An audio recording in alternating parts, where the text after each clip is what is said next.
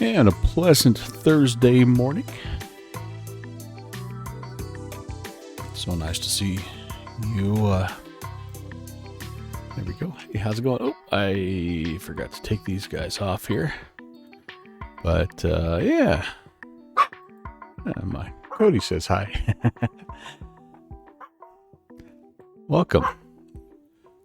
Thanks for subscribing. Holy cow, Brett. That's awesome. Cody thinks that's awesome. Thank you so much for the ascription there, dude. Pixie. Yeah, that's right. Midday Melvin. Yeah, I had to move this flight time up because I've got some obligations this evening. So I still wanted to do this. I've been really excited about getting into this area. This is Elk River, North Carolina, and it's a viewer request flight around a part of the world that we actually know quite well. It's near Mountain Air, and it's near, well, actually, let me show you. We did a Bush League event up here a while ago, so we've got, here we are, Elk River. This is Mountain Air, so you can see kind of how close we are, just about 30 miles away. Then we've got a place called Mountain Outlaw. I'm going to need my glasses here. Sorry, this is Mountain View. Mountain Outlaw is up here. We have a place called Tucker Guthrie. And so we've hit a bunch of these airstrips in this area. We've been all over this place. You guys, this is Knoxville, and there's of course Asheville down here. And so anyway, we know this country a little bit, and it's a great place to fly. So looking forward to getting up in the Whirlybird. Haven't been in the R44 in a little while. It's probably going to show. Yeah, Mountain Outlaw. You remember that, Brett? That's right. Subsonic, what's going on? Good morning, sir. And Skydive Rob. Hello. Melvin on summer vacation is my favorite. Yes, indeed. Yep. It's a little crazy because you think you have all this extra time, and you do, but like you're also filling it with fun things to do with the family and friends, and that's kind of what we have going tonight.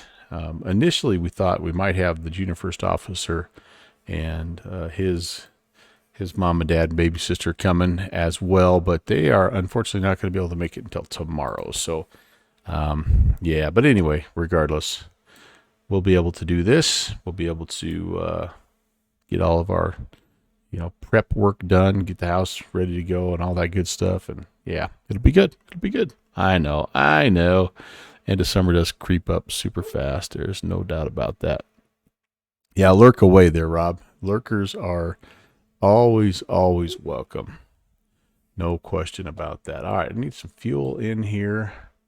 And nav lights, I need the master battery on first as well. And let's go to prime. Just give it a little shot of primer there. And down here, we got a little starter button. Ooh, that's loud.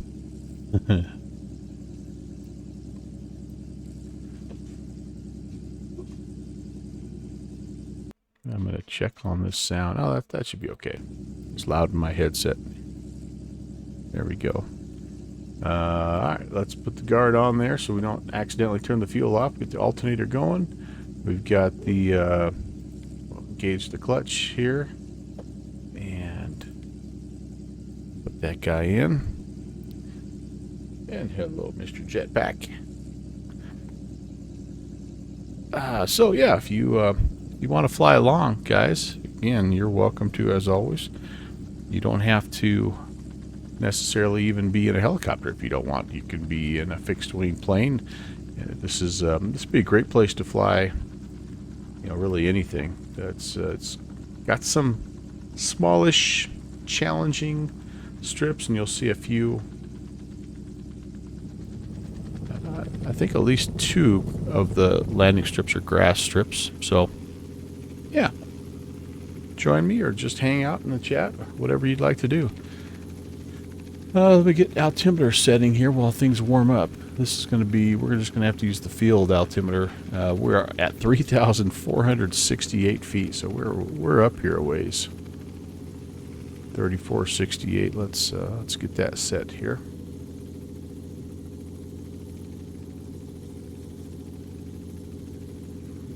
right about there. And just looking at the weather, it really looks awesome. We have some weather stations north of us at Elizabethtown, and it's showing winds generally out of the west. I'm sorry, never mind. Elizabethtown now is calm winds, severe clear, basically. 3019 on the altimeter. And then down Asheville, similar story. Calm winds, absolutely beautiful. There may be a little bit of a cloud layer. It's kind of saying like, well, depending on where you're at, some places are saying no clouds at all. Looks like we've got a little bit of a cloud layer right here. I am running, I better double check this. I think I'm running real weather. Tracking real world weather. Yeah, so anyway, I'm sure there's going to be a little bit of clouds here and there, but for the most part, like I say, the report, at least so far, is showing clear conditions and a light westerly wind if there's anything. So our first leg, we're going to try to just go all VFR, guys. I think it's just that type of day, and so I'd like to fly like a little bit of a clockwise pattern here. Go Elk River down to Mountain Air. So let's get out here on about a 240 heading, 28 nautical miles. There's it's a bunch of mountains. It's kind of hard to find this little airstrip here. If we have to, we could work off of the Sugarloaf Mountain VOR, and you know, we'll tune that in 112.2, and it looks to me like we'd be off of here at about like maybe about a 355-ish heading. I don't have to guess. We could set this real quick. Oh, 180, so a 360. So due north if we needed it. So we'll put that in 112.2, and that'll be just a little backup plan. And yeah, you never know. You never know. Looks like everything is in the green up there. And 112.2 here, and we'll be ready to fly. Blink. Yep. And there's our needles are alive, and we'll just set that to be due north, just like I say, if we need it. Right now, I don't know that we will, but that's the plan. All right, so 240. So we're currently facing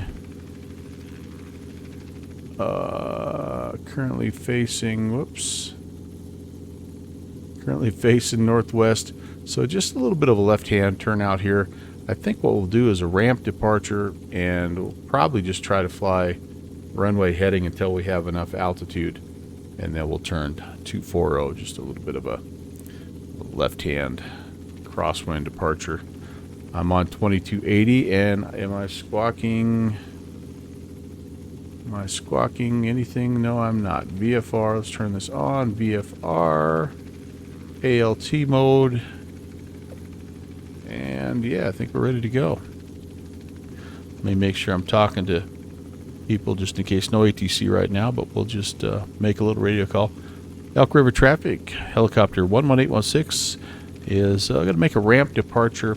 Will be left-hand departure to the southwest. Elk River traffic. Hey, Mike Stein, what's going on? Lunch break surprise. Well, good deal. Good deal. Yep. Gonna have some fun, I think. Let's get this bird going. Hold the collective. A little bit of left-hand anti-torque. She's gonna want to be all over the place because it's been a while. Try. All right, hold on. I'm trying to do a hover check. I can't blame the wind. It's dead calm. It's just a lack of skill. All right, there we go.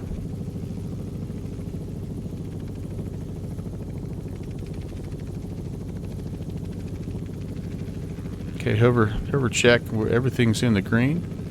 So let's go ahead. We're just going to do a little ramp departure. Climbing up and out until we can crest the ridge line here.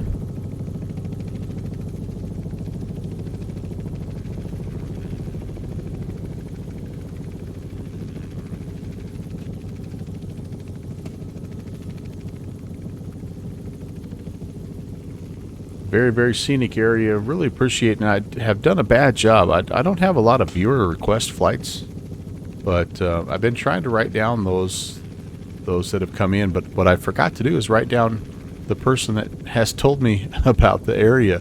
So we did one a little while back out on the West Coast in the VFlyAir Cessna 150. It was a lot of fun.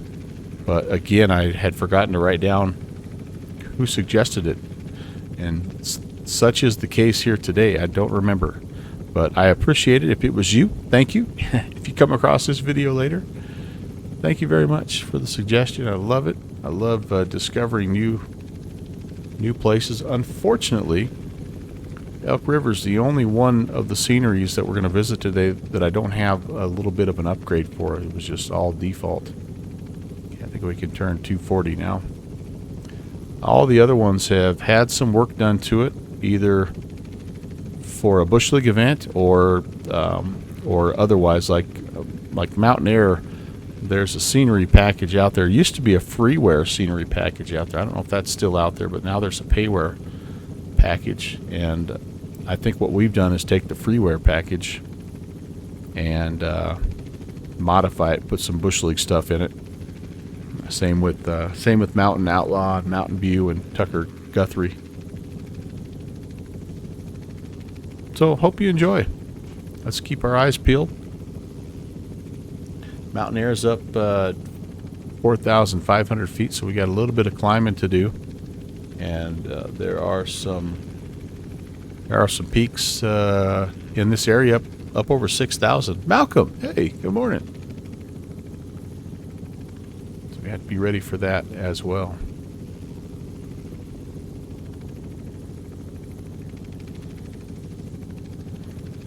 But yeah, what a place! Holy cow! This is the Blue Ridge Mountains, and it's just nothing but ridgeline and valleys, and I imagine there's just nothing but trout streams and all kinds of forests, and looks like an incredible place. Never been here in real life. Definitely want to do that. One of them flying copters. Yeah, that's a lot of fun. So okay, so Rob is confirming that the freeware for 2 November Charlie Oscar is out. It's quirky. It's an old X-Plane 11 with some 910. Yeah, guys, I will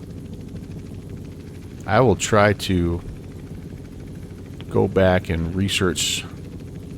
If you go back to any of our anniversary streams for the Bush League Backcountry Fly-In, you will get a copy of the most up-to-date freeware Mountain Air that we have, and it's kind of got everything working pretty well. And then I will try to, it may be your favorite scene though, we'll get it on the ground. I'll try to find the Bush League event that has these other sceneries as well, so you guys can download those if you like them. You can kind of see first, but if you want to spend hard drive space on them, I get that.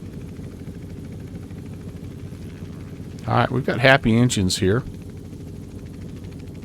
And yeah, we're clipping right along at about a whopping, what, 75, 80 knots. That ain't bad. We're climbing. We're up over 5,000 feet now. We may have to go around this next ridge line. I don't know if we're going to quite be up high enough just yet. This is X-Plane 12, indeed. This is X-Plane 12. It's the new release, the new beta release, which I understand is causing some people some issues. I guess maybe I got lucky with my install. I'm not sure, but I know more than one person that knows what the heck they're doing. They're not green. They're not newbies, man, and they are having all sorts of problems. So I'm happy that it's working for me.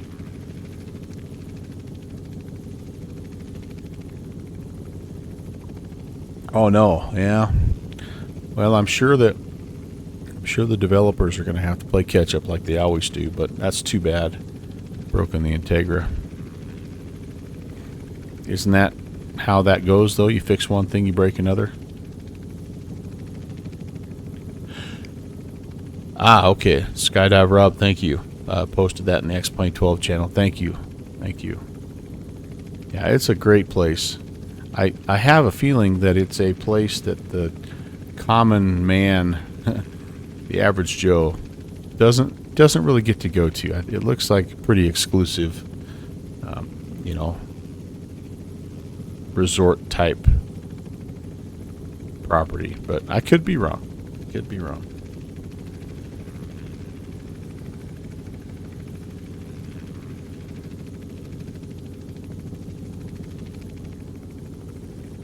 Again, you can see how it would be difficult, even though I've flown into mountain air several times on stream. I always have a little bit of trouble finding it because it's just like every ridge line, every mountaintop looks the same. Every valley, it's like, ah, it's got to be right here. It's got to be right here.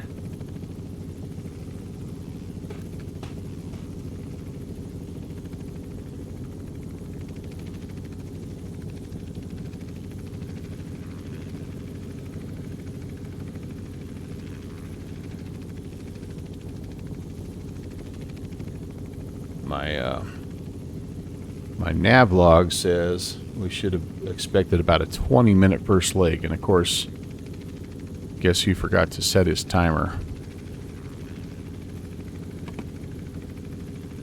I'm going to get it going right now. I'm going to estimate we've been traveling for about 5 minutes.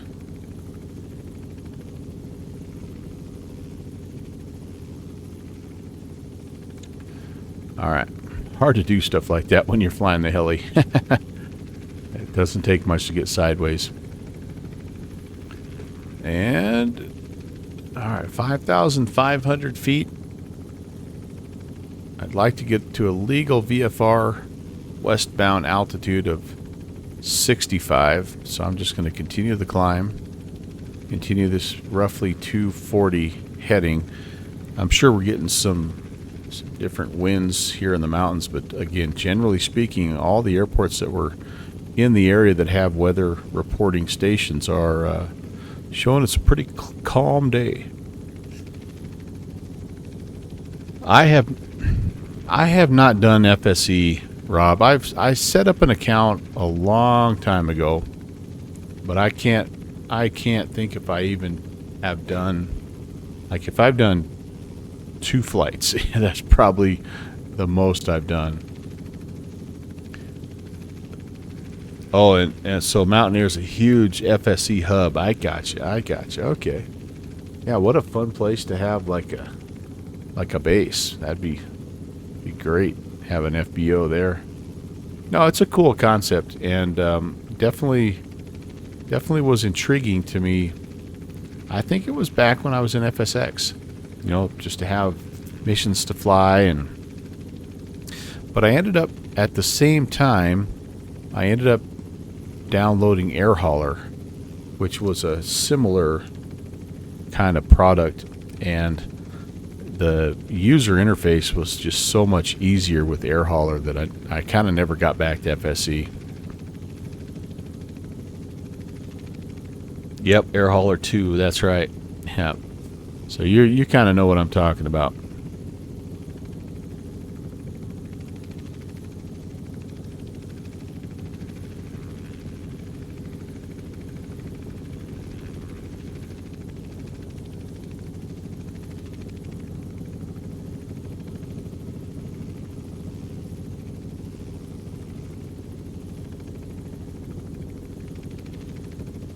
All right, you guys.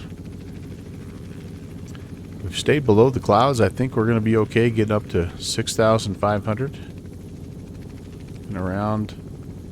I have a little bit of ortho issue. Like you can see, this is not ortho. This is default. For some reason, this tile is a little bit wonky. So once we get a little further west, it's better, but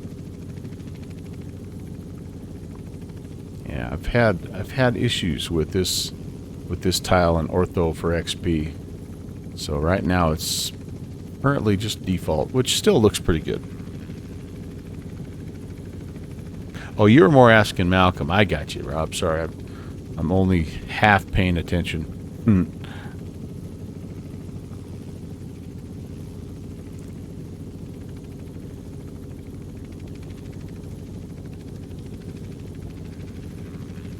Okay, we're just about to 6,500.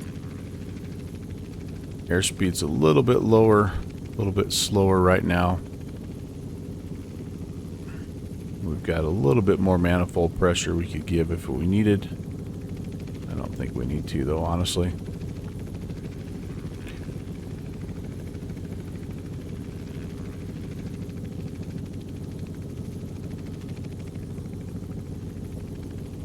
No autopilot today, you guys. It's all going to be hand flying. No auto trim in this one either, so it's going to be a wrist workout. But hopefully you guys will enjoy. Hopefully I'll be able to be halfway coherent in the chat as well. All right, there we go. 6,500. And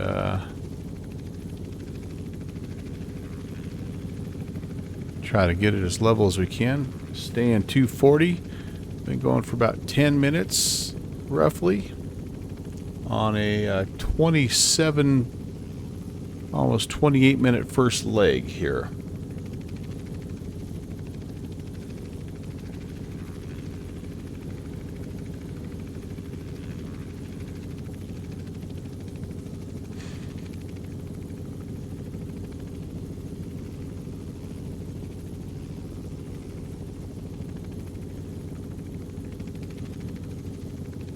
Alright, what is this little river here? I think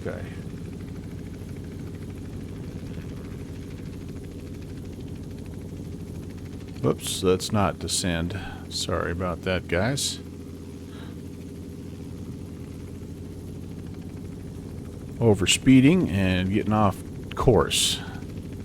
Not good. I'm just trying to get a little visual on the river that we're crossing here. Yeah.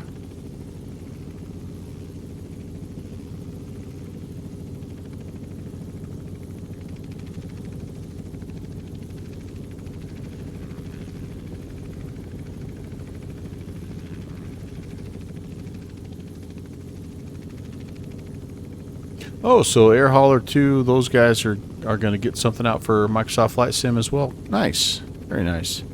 Yeah, I think, you know, there's a couple options now, right? FSC and Air Hauler, and then there's oh gosh, Sky Park. Is that the other one, the Orbix product? So there's some options out there. It's cool. It's always been a concept I think that has worked well with flight simmers. I'm getting too high here. I'm getting into clouds. So that's nice to see that those guys are making it available for Microsoft Flight Sim.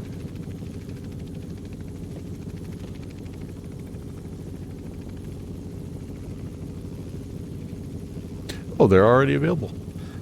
Excuse me. Nice. Yeah. It is, by the way, if you don't have Air Hauler 2, the difference between Air Hauler 2 and FSE is that Air Hauler 2 is a payware product, whereas FSE is not.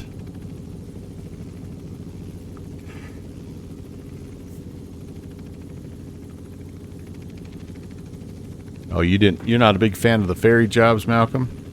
Yeah, I understand that. Alright, we're going to definitely have to get down below. We can't stay at 6.5 here because of this cloud layer. I'm not sure where these clouds are coming from. I don't really see them forecast anywhere, but again, I guess when you're in the mountains, stuff can change. Things can happen. Kind of overspeeding here. I don't want to do that either. But I'll drop down. Let's drop down to 4,500. That's going to put us right at field elevation for mountain air, which is not what we want. So But maybe once we get past this little storm cloud here, we'll be able to climb back up. At least get to pattern altitude. We'll have to take a look again. There's no we are getting bucked around a little bit here. There's no weather station directly at Mountain Air, so we'll have to kind of take a look at the windsock. Generally speaking, you try to land kind of back to the north, sort of uphill, and depart to the south, but we're going to go straight into the ramp.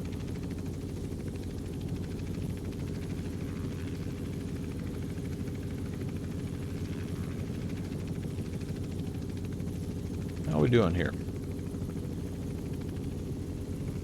Following the road, should be just about there, honestly. Like this is the road that kind of runs down to Asheville here. And I see our needle, we're pretty well centered up on it, so we've got to be right in the ballpark. I wonder, I don't think that's it. Let's start looking around a little bit.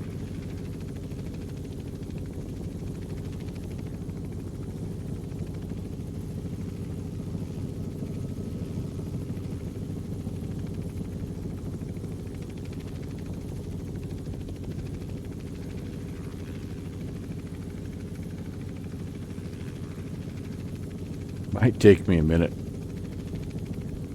Mountain Air traffic, helicopter 11816 is just north and east of the field at 6,500. We're orbiting, looking for the field. Mountain Air.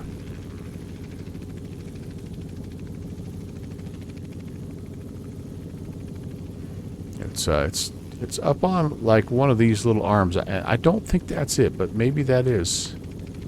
I feel like it runs a little more north-south, if I'm remembering correctly. Now we're actually through the VOR, so maybe we've gone a little too far. You think that's it, Rob?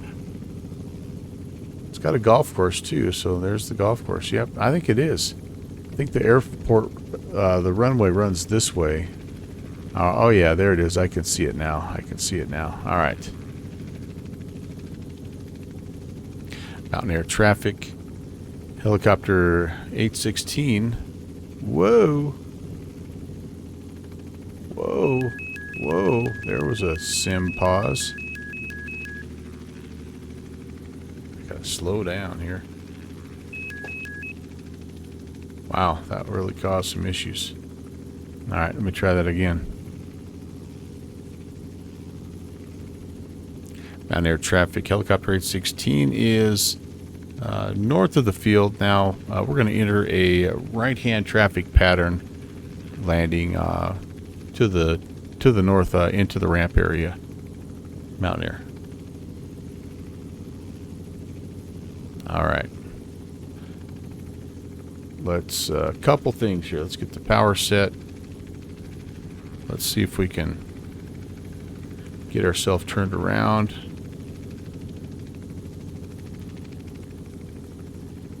Pedal turn here. Speed is down dangerously low. We don't want to do that.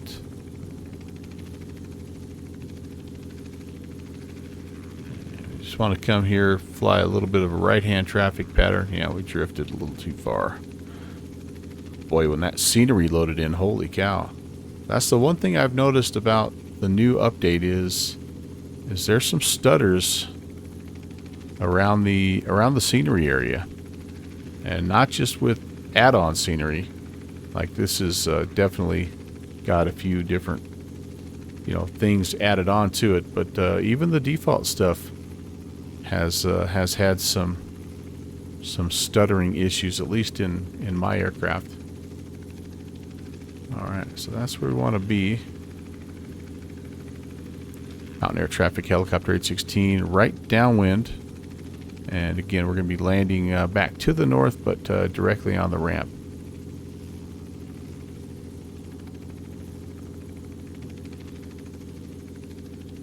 Quite the golf course up here, by the way. Alright, I don't want to get any lower. I think maybe I'm already a little too low.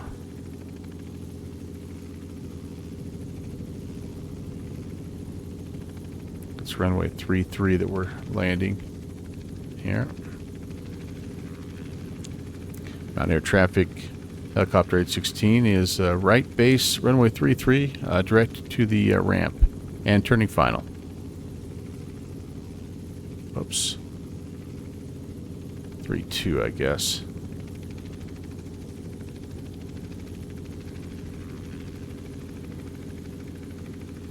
Yeah, kind of an intimidating airstrip because of how it's just carved right on the mountain like that. Let's see if we can make it a successful approach. Low RPMs, that's not good.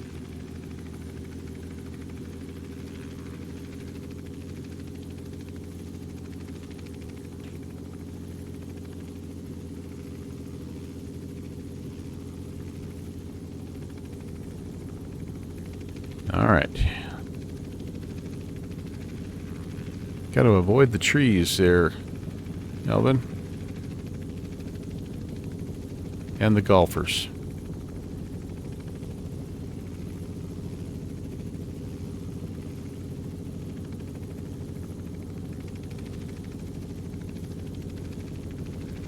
Nope. Get away from that tree. Away from that tree. Away from that tree. Thank you. Thank you. Thank you. Thank you.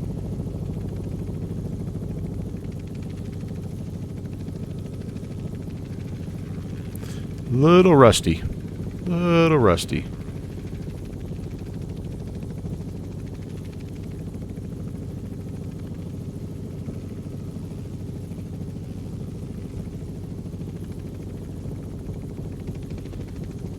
Don't go out on the runway.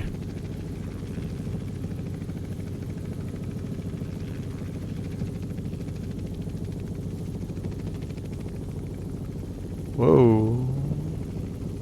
Whoa. Alright, we're down. That definitely wasn't the prettiest in the world, but we're down. Little full, a lot of sap. Yep, hey, we made it though. We made it.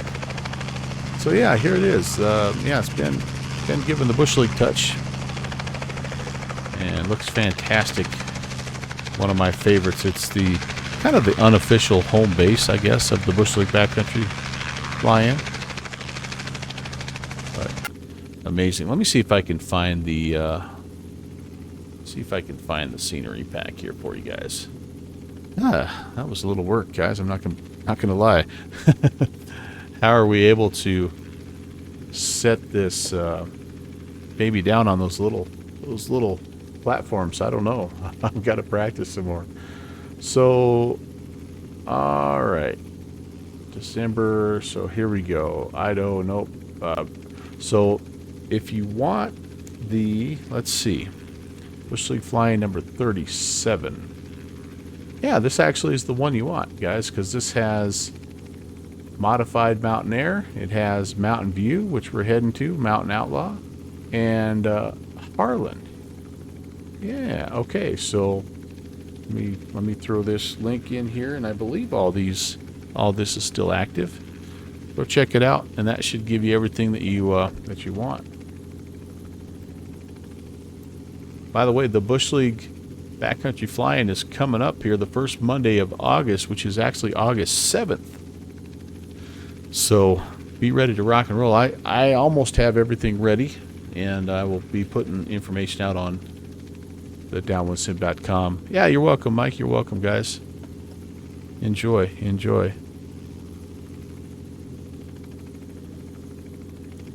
Okay, back to flight planning. That's leg number 1. And we are going to go now from Mountain Air. We're going to head back to the north, kind of on a runway heading, honestly, up here to Mountain View. It's a 21 mile. And if we do our 90 knots, we should be looking at about 14 minutes. And I will do a better job of keeping my timer going on this one. So 337. And let's see, do I have, what do I have? Seems like there was something I could reference here. I don't know if it's the town of Irwin. Yeah, we're just going to shoot it straight in and see how we do.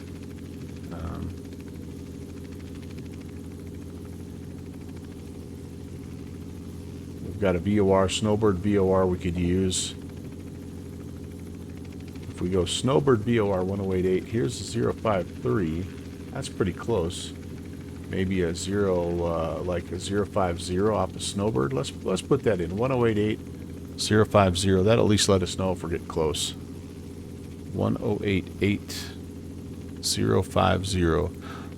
It's the next bush league will be up in the Kenai Peninsula, Seward area. Is Seward, Alaska, will be where we depart.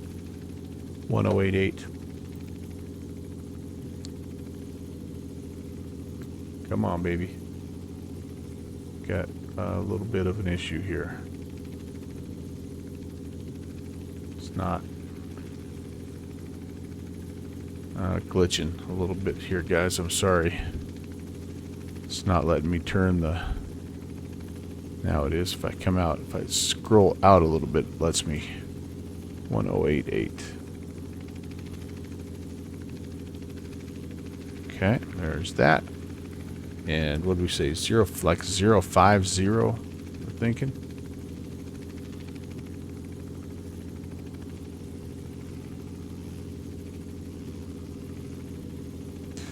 Yes, and this is the Seward, Alaska has, if you go to Northern Sky Studios over on the org store or on flightsim.to, they have made a really, really awesome Seward airport for both platforms, and I'm hoping that we'll have all the airports available in both scenery or both sims for the first time. We've had the Duke Nukem helping us out there. So anyway, I don't normally recommend payware airports, but this one is worth it. It's only like it's $15 or something. The Northern Sky Studio folks, they do a really, really good job. All right, so I think we're ready. Mountain Air Traffic Helicopter 816 will be ramp departure northbound VFR. Mountain Air. 337. Yep, pretty much just runway heading. Let's have a look around, make sure that we're clear both ways. Yes, indeed. Here we go. See if we can be a little bit more purposeful in our departure this time.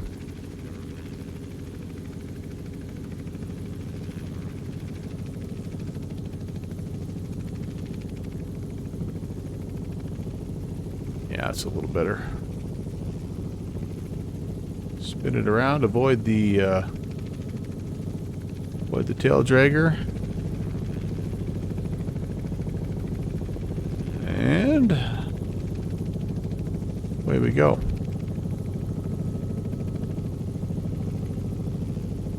Off the edge of the mountain here.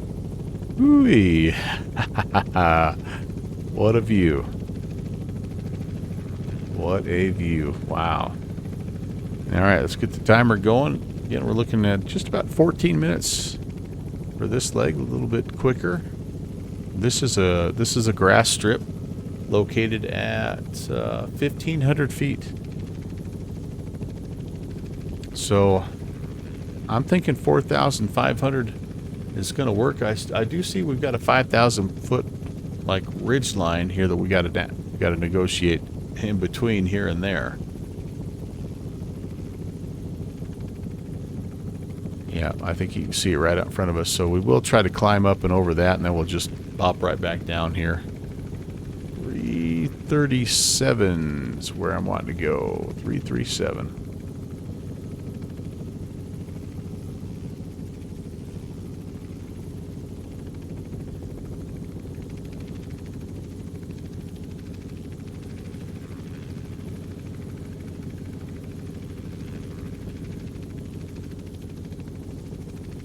Okay.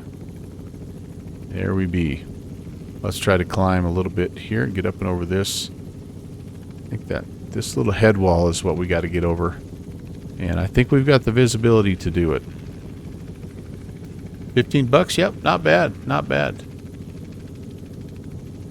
Yeah, I'm a big supporter of the Northern Sky Studio. Just because they make a bunch of cool little small Alaska sceneries.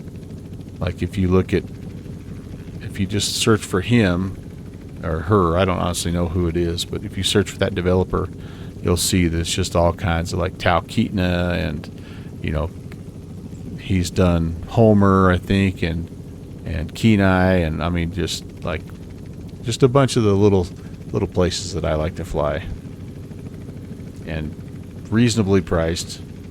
I like to support developers like that. You kind of get a sense of like they're not big corporate.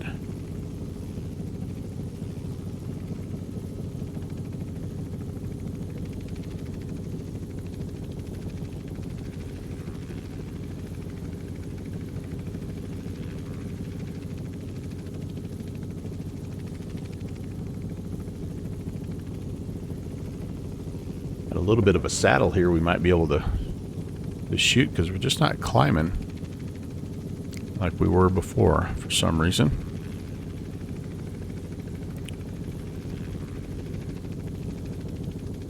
This is a sporty little helicopter, by the way. Speaking of good deals, it is, if you don't have a helicopter and you've been interested, this is on sale at the org store. It's 50% off. It's another one of those. It's like 30 some dollars. It's like 16 bucks right now. It is really it's a handful, but I am so glad. It was the first helicopter that I ever attempted to fly in X-Plane, and I am really glad that I grabbed it. It was a wreck when I first started, an absolute mess, but it's simple to start and operate.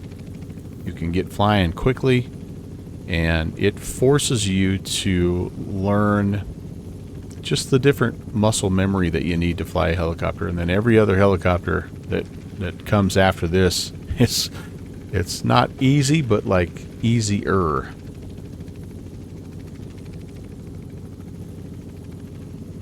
Hello, let's see, Phil. Phil, I'm gonna mess your name up, so I'm just gonna leave it at Phil. Welcome, first time chatter.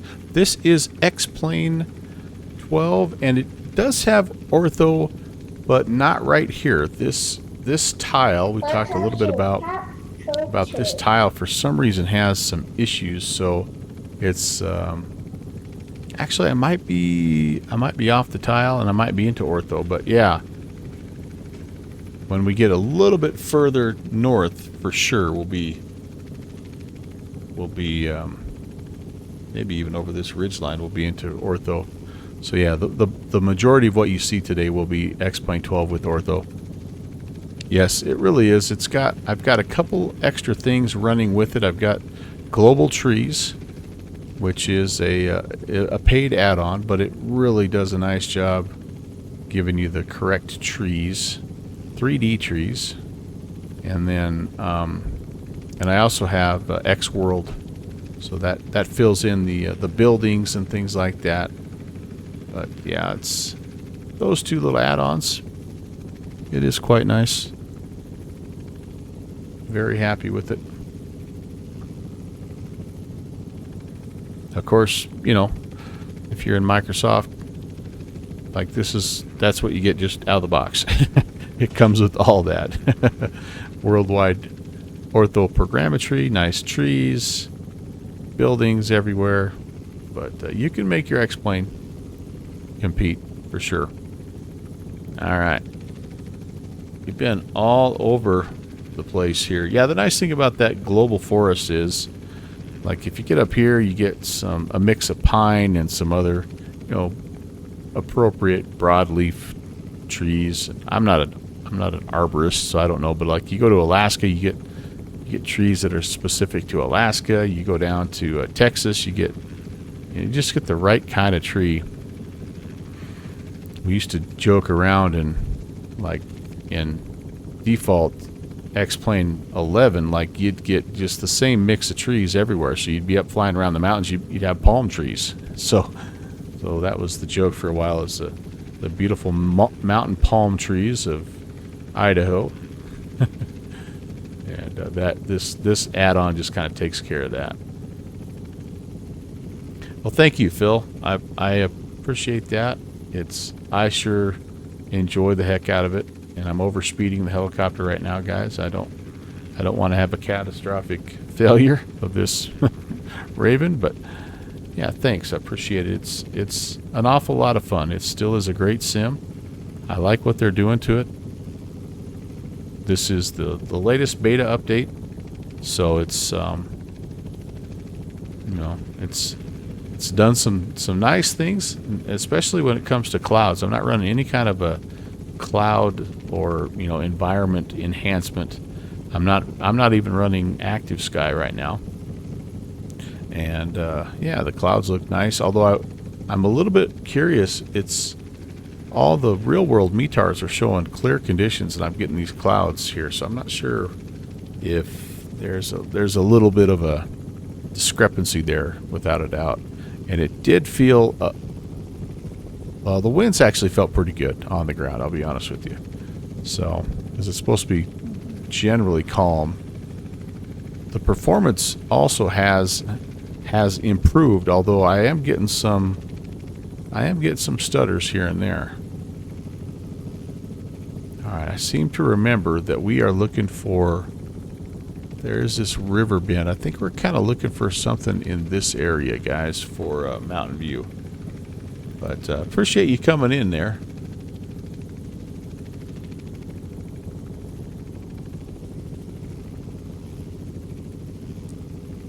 Actually, appreciate all you guys hanging out on a Thursday, midday Thursday. This is not my normal streaming time. I've got a little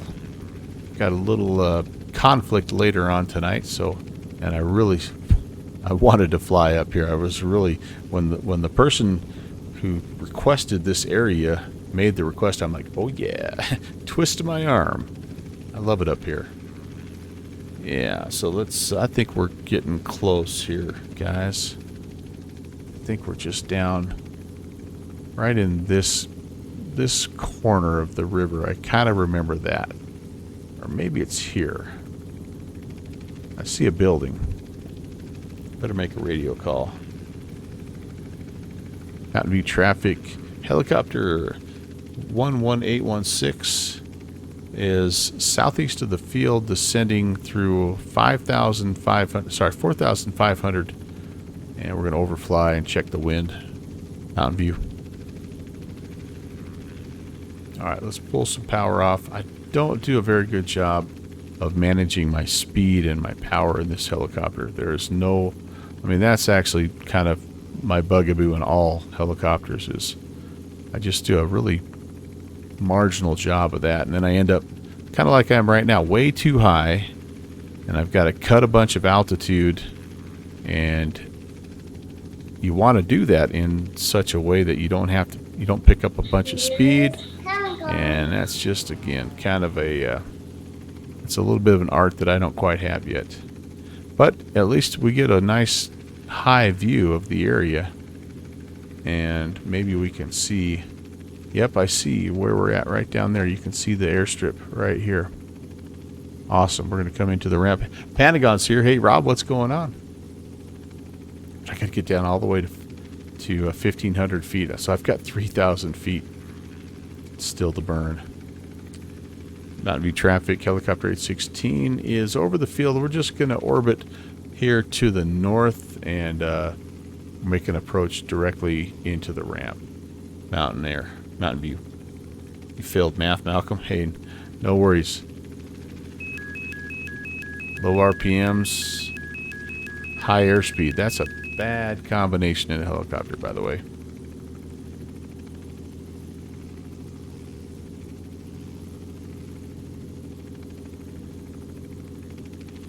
One of the best quotes, I went and saw Oppenheimer the other day. Really, really excellent movie.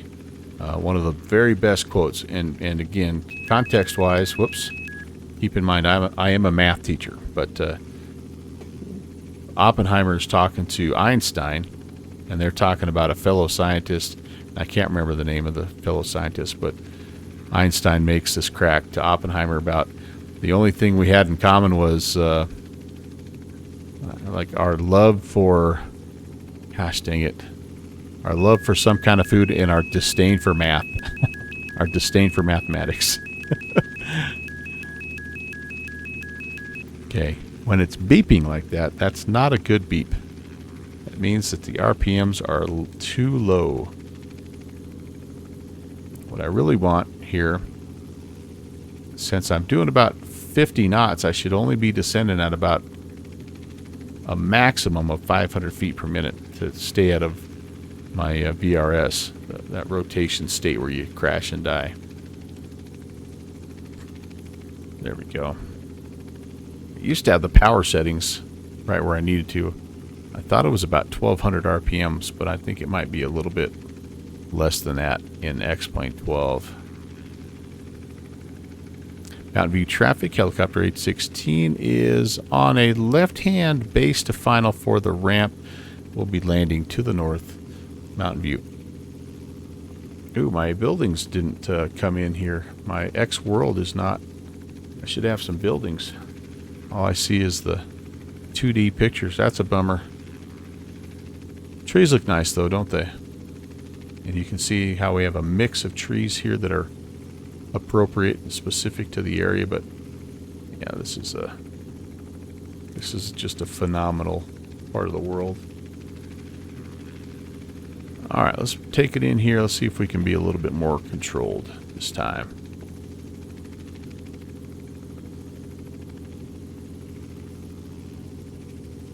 Yep.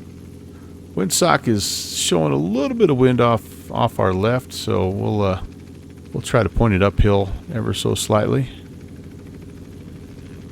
And kind of stalling out here before I meant to. This is what I did at Mountain Air. Creeping it in there like an old grandma. Driving her helicopter to church on Sunday. This is how you know I'm rusty at helicopters, is this phase right here. Experienced helicopter pilot, zip this baby right in here. Drop the tail, kick it around, be good to go. I'm going to try to stop it in front of the Bush League sign if I can.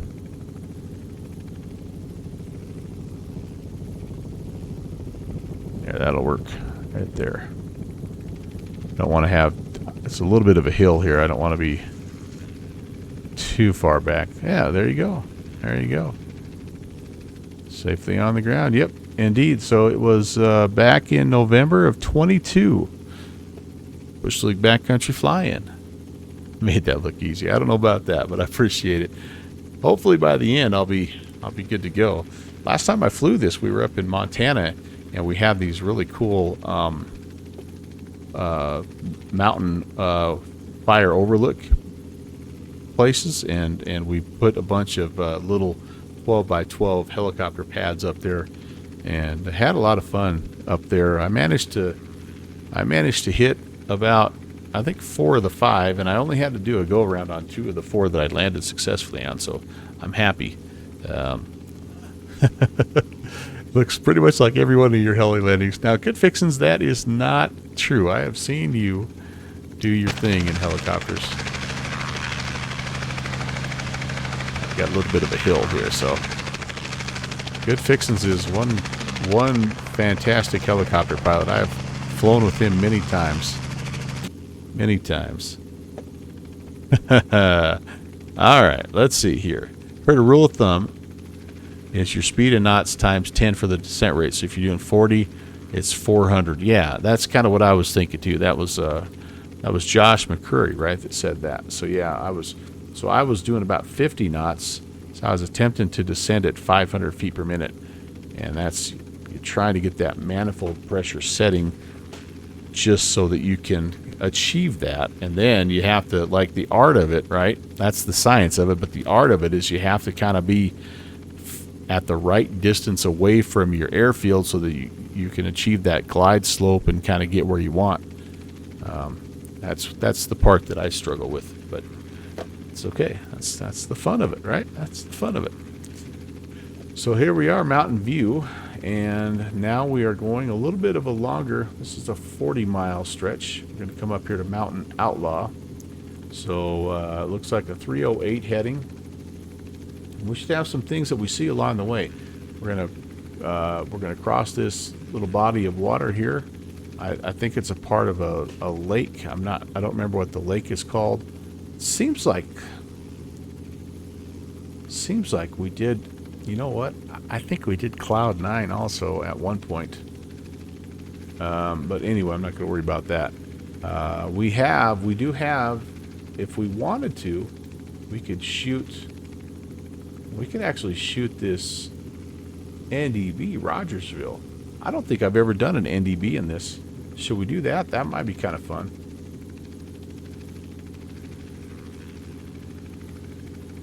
So fly towards the NDB. Let me see. That might be kind of fun. That doesn't really take us too far out of the way. You made it nicely. You made it. I have a teacher look about you. Oh, okay. Yeah, I appreciate that. I've been doing it for 30 years, so it's. I do take that as a compliment. I've enjoyed teaching and coaching, and yeah, it's been good. Maybe we don't have a. I thought we had an ADF on this. Maybe we don't. Maybe I can't do that.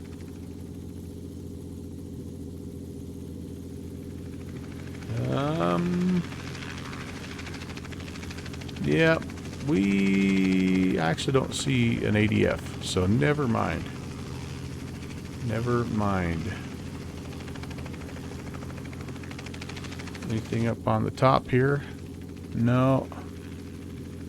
Yeah, I just don't actually. So okay, so we're not gonna be able to do that. Never mind. Forget that. That's not a good plan. You are gone.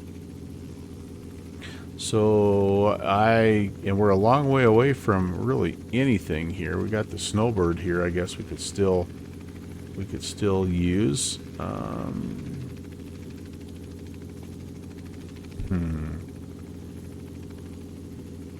I know me, and if we get to a spot where we get a little turned around, I'm going to want to have something as a backup. Boy, what would it be? Widen my screen out here a little bit.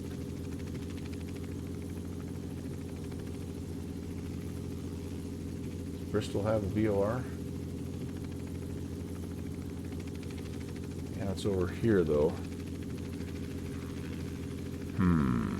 Well, maybe we're just gonna have to roll with it here. I would think we'd be able to.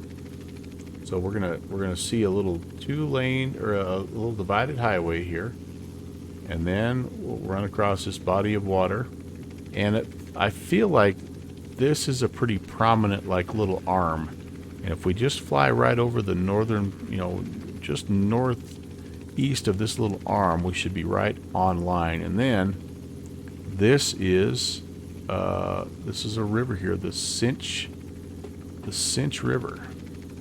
And then so we've got the river and we've got this highway, and where they kind of run parallel, that's where Mountain Outlaw is.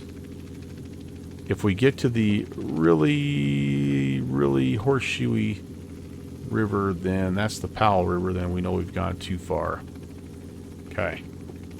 Good boy. And we'll pass over the town of Rogersville. Yeah, there's enough visual waypoints there that we should be should be okay. And I will also set the timer. This leg should take us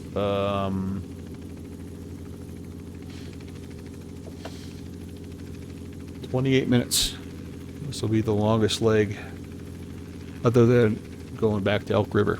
Okay, let's do it.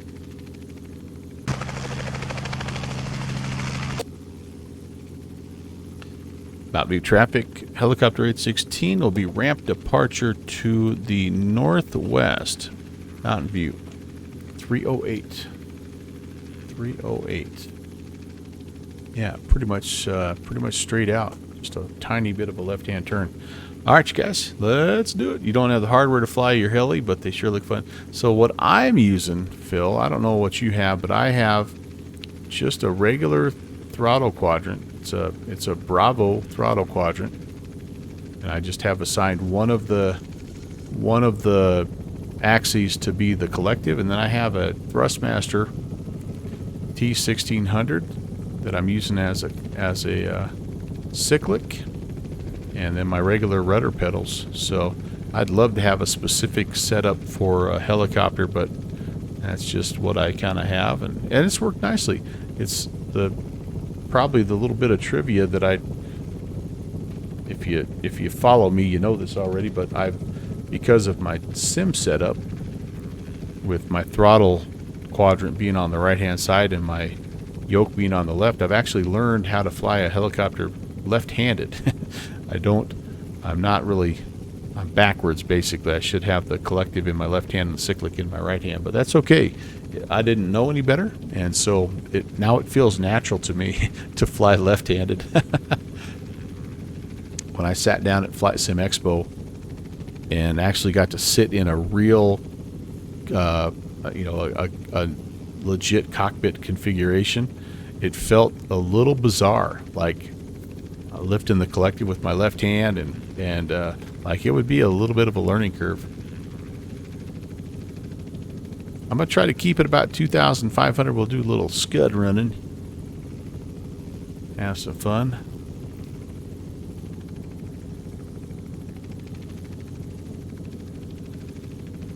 Yeah, so you're a left-handed pilot, just like me, Brett.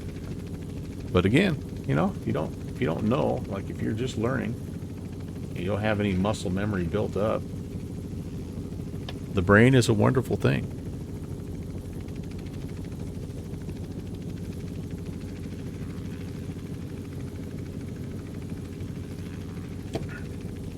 All right, away we go. Here is the first little river. And we're going to be looking for that divided traffic, that 4-lane highway, basically. I'm wandering all over the place here, you guys. What's going on? Yeah, about the only thing I'd say, and I know Good Fixins he's got a way to kind of combat this, but I don't have a way to quickly change out the springs. And so, my T1600, it has a pretty stiff spring system that keeps it centered. So if I need to just add a little bit of cyclic, like I have to put a fair amount of force on it, and over, well, we've been flying for an hour, like I'll feel it by the end. I'll feel a little bit of stiffness in my forearm, and so that's the one big advantage. Like I think this works just fine, and it's nice to have an excuse for when I make a bad landing. Well, yeah, I don't have the right setup, but like the one thing I noticed that was really nice about the specific helicopter setup, hardware, was just that, like that cyclic is just sort of more free spooling. But you removed the springs from your old HOTUS, yeah. Since you got the Gladiator, you just used the light springs. Not too bad. Yeah, yeah.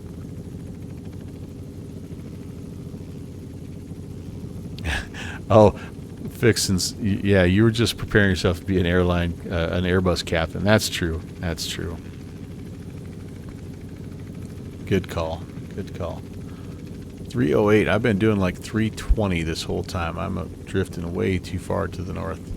Let's go here. Maybe go 300 for a little bit. Here's our divided highway, guys. So we have found that. Coming right up. So that's good. Oh, we got the railroad, and do I see where that railroad is? I don't know that I do. Looking for it here. Yeah, I'm not sure I do, but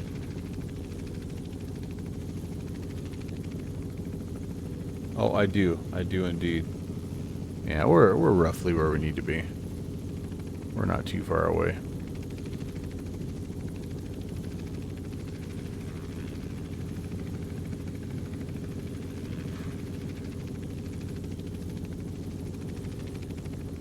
Okay, the next thing we're looking for, we actually will run across another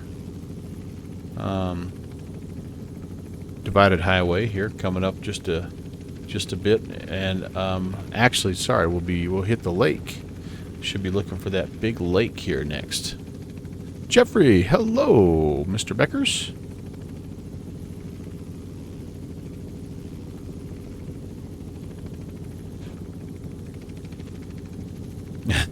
You've had a few beers, so you're auto landing. Hey, man, no judgment. This is a judgment-free zone. I got home last night, and we had late practice. It was just a beautiful, beautiful night. Sat down and busted out the Comanche, and thought I was going to hop on voice to visit with somebody about the Phoenix, and that didn't quite work out. But our friend Jeffrey popped in, and we had a nice visit, just kind of shooting the bull. And anyway, I ended up, before I knew it, I was on finishing up my second glass of bourbon. I'm like, okay, it's a Wednesday night. We need to maybe think a little bit about this. So there's no auto landing in the Comanche, but it was fun. It was good. I bit the bullet, by the way, and I finally purchased my first used Comanche.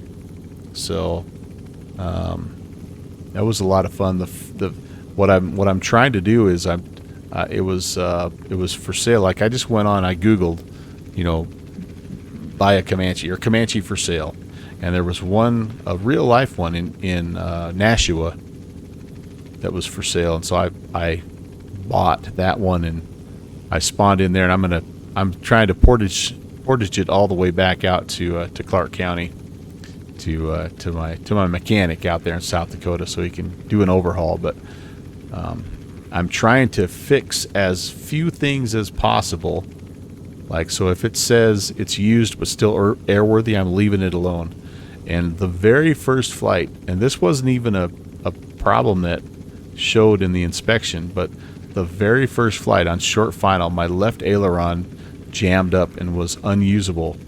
And like, I'm serious, I was like at 500 feet, and I had no aileron control, and so I just kind of tail slid it, lined it up as best I could, landed kind of on the grass between the runway and the taxiway, and it survived.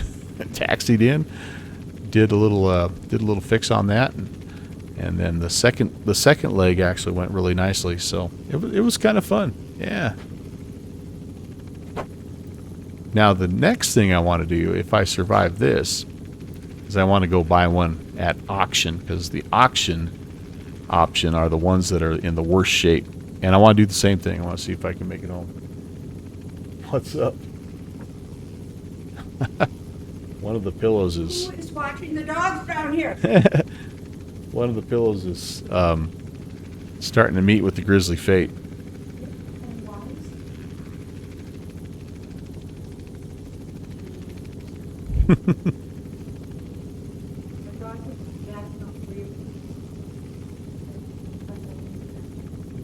Yep, Pixie, I thought so. I'm going to try to, like, I've got a flight set up in August where wherever I'm at, I'm going to, like, that's going to be the flight. That's going to be the stream. It's just flying from where I'm at, trying to get back home.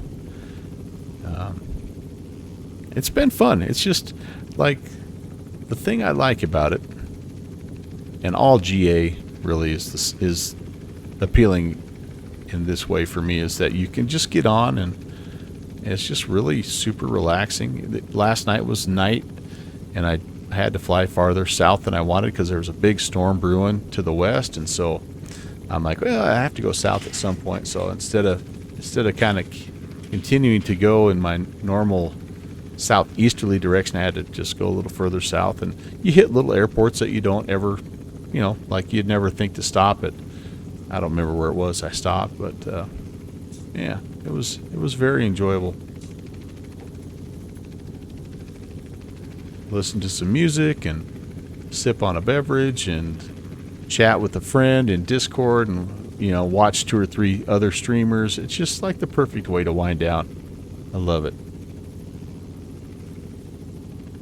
So yeah, Brett, you'll have to tell me where, like if you do search for buy a Comanche, don't buy the one in Nashville because I already bought it.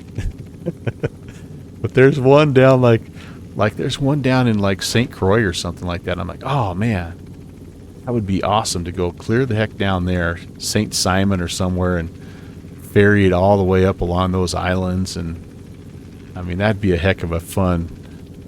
You know, that would take you real life, right? That'd take you like a week to get the Comanche home, even as fast as the Comanche is. Uh-oh, I got my next double laned highway and I didn't see the lake. Uh-oh. Have I ended up too far? Oh boy. Alright, this is not good, you guys. This is, I think this may be the town of Rogersville. Whoops. I'm showing only 10 minutes into the flight though, so like I feel like I'm maybe, I don't know. Here comes some water up here. All right. Jarhead, hey, am I using auto ortho? Not yet. Not yet. I'm using just, this is ortho I've created in the States. I am going to set up auto ortho, though I've made that decision because I just want to see what it looks like in Europe. I want to see what it looks like outside of the U.S. But yeah, this is already stuff that I have I'd already cooked, and so I thought, what the heck? All right, this ridge line. Do I have this ridge line here? This is, I think, the Clinch Mountains. No, I don't know, guys. I'm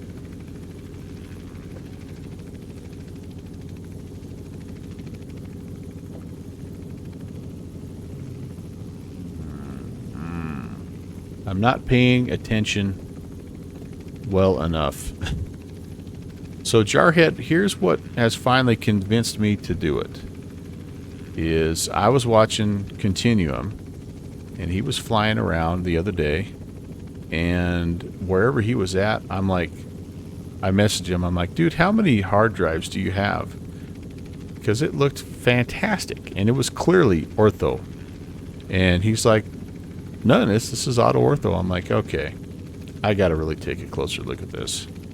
So I have no idea how to install it. I have no idea how it works, how it's going to impact my system, but I'm like, I've got some planes I'd love to fly in X-plane, you know, over in Europe, but I just, like, I can't bring myself to do it with the AutoGen. Tim Dog, what's going on? So yeah, Jarhead, I think it looks good enough that I'm going to bite the bullet. All right, so here we are. This is a Ribble, and I feel like we missed the lake, you guys. Yeah, boy. All right, so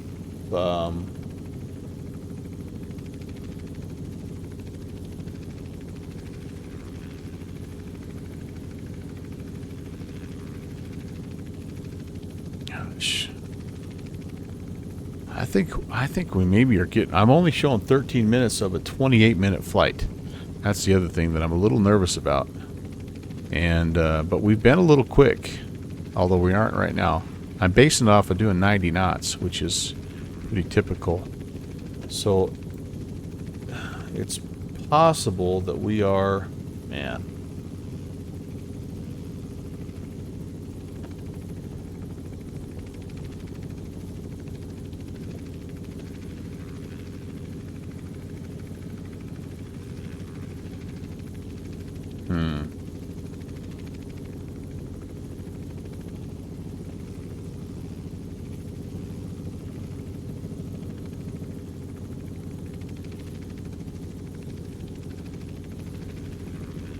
All right, so what ultimately what we're looking for is a river with a very prominent visible highway that's running on the other side of it. And like I feel like this is not quite it, but I also am having a hard time seeing this river on the sectional. So I'm not 100% sure. I don't know if this is the extension off of this lake that we're talking about. And this is kind of Rogersville coming up. Could be, but I don't see a town either. Yeah. So I may have to bite the bullet. I may have to try to tune a VOR in. It does look like we're still picking up the VOR that we were using to get into Mountain Air, or sorry, Mountain View. All right, let me see if I can do this. This is the Snowbird VOR. It's hard to do this and not crash. So if I come down here on my sectional, tune in Snowbird, 351 is the outbound radio that I would be using. 351.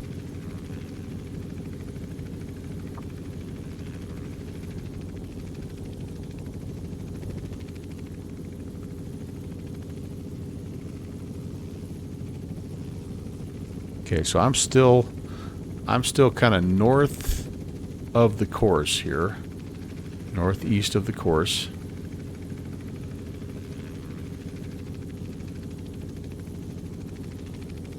So this, okay, so I think what we're seeing here is, golly, I'm sorry guys. Hope you packed your air sick bags. I think this is Rogersville.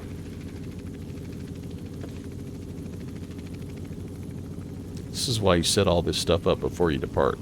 It's really hard to do when you're hand flying.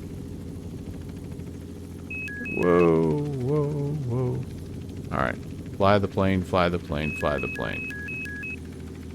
Overspeed, overspeed, overspeed.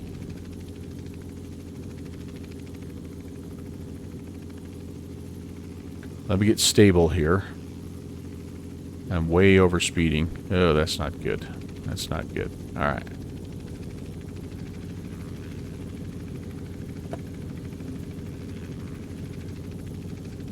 Alright, so if this is Rogersville, then we're really on course. We really are. And I think what that river was that north end of the lake we were looking at. And so what I'm a little worried about is, remember how we talked about if we get to the lake or the river that has all the horseshoe bends, we've gone too far. But I think this is Rogersville. Okay, let me try to get back on my course here. Show you what I'm talking about here. I think that body of water was that, and I think this is the town of Rogersville. So I think if we continue on here another 10 miles or so, we'll be good to go. So this is another river we should be able to see very easily, and then this is that road that we're looking at. And we should pass over some mountains here, kind of some 3,000 foot elevation. Let's see, 16 knot headwind. Oh, you're landing down there at one of those Caribbean islands. San Juan, is that San Juan? Tim Dog, did I say hello? Hello, Tim Dog. I'm trying to not die in the helicopter right now. That would be 18 minutes, by the way, is what I have on my timer, which is much more like it, because this is supposed to take 28 minutes. I guarantee I haven't been doing much more than 90 knots at any point here, even on those few times when I was overspeeding. All right.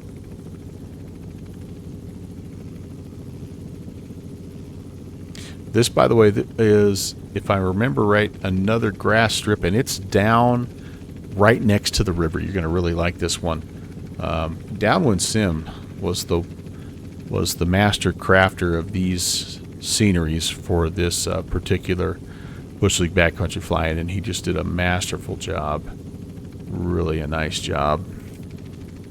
There was a little bit of work I think there might have been a little bit of mesh work. So when you guys look at the scenery download in that link I shared, make sure that you get the OSM file, and that contains any fixes to the landscape. Like some of these you guys have seen probably, where the airport, the runway's like on the side of a hill, and you have to kind of go into it's called OpenStreet Manager, JOSM, Java OpenStreet Manager, and you have to actually kind of digitally bulldoze that runway flat, and you kind of have to work with the terrain mesh, and so that's also included in that download. And just remember, if you do that, that's a file that goes in a little different location. All the directions are there, but you have to download the scenery. You have to put that OSM file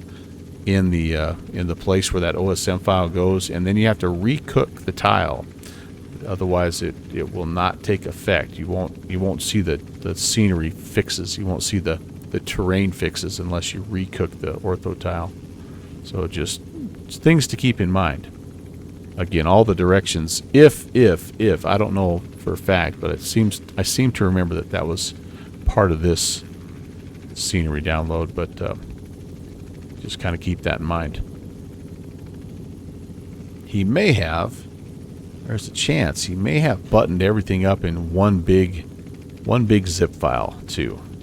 It's kind of what we've been trying to do this year, is just to do all those scenery fixes, all those mesh fixes, and just put it all together, and that way people could just download the tile, and it basically takes care of everything. Hello, doggies. What have you been up to? Been getting in trouble? Probably. Whoa. Alright. Can't pet the dogs and fly.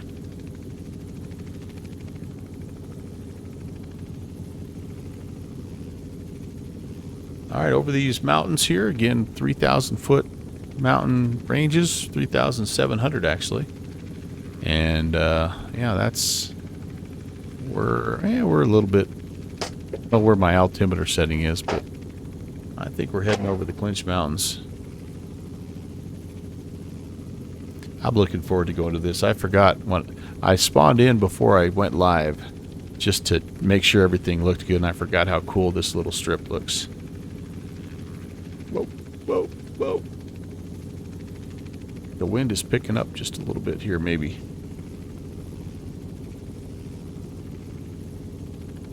Alright, ooh, is that a, nope, that's a road, not a river. Looking for the river. And then we're down in that river valley. The airport is at 1,150 feet.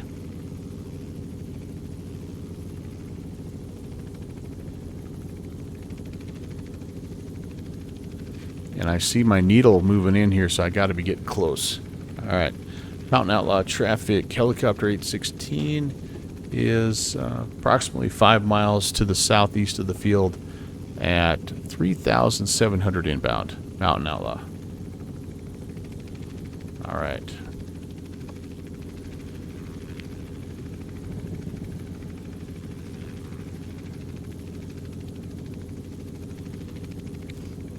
Wobbling around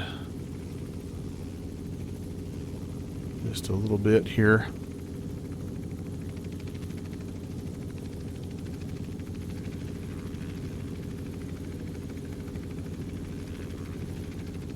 About 23 minutes on the timer. Yeah, so we could be any time now. We could be kind of popping over the ridge and seeing what we need to see. I feel like right in here in this valley is where we're heading, guys.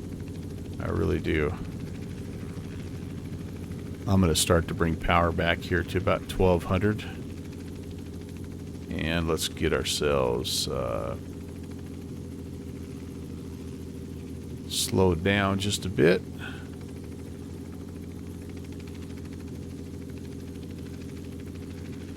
We may have to go up and down this. It looks like, yep, I see the river. Okay. According to the VOR, I might need to make a left-hand turn. That's okay. So we'll fly down this river sort of westbound here, and that was any wind that we did see in any of the weather forecast did indicate it was kind of light and out of the west. So if we're missing it a little bit to the right, that's okay, because we can kind of make like a left-hand turn to final and just fly right up this river valley, and should be able to see the field. Hey, Tabletop Android, what's going on? This is not an aeroplane. Yeah, this is one of them our whirlybird devices. Mark, how are you, buddy? Nice to see you. How did the scenery creation process go? I started watching you, and then I got sidetracked, and by the time I came back, you had closed up shop for the night. Yep, 1,000 loose parts going around an oil leak. That's correct. Mountain Outlaw traffic. Helicopter 816 is east of the field. Now 3,000. We're turning westbound, looking for the field. Gonna just land direct at the ramp. Mountain Outlaw.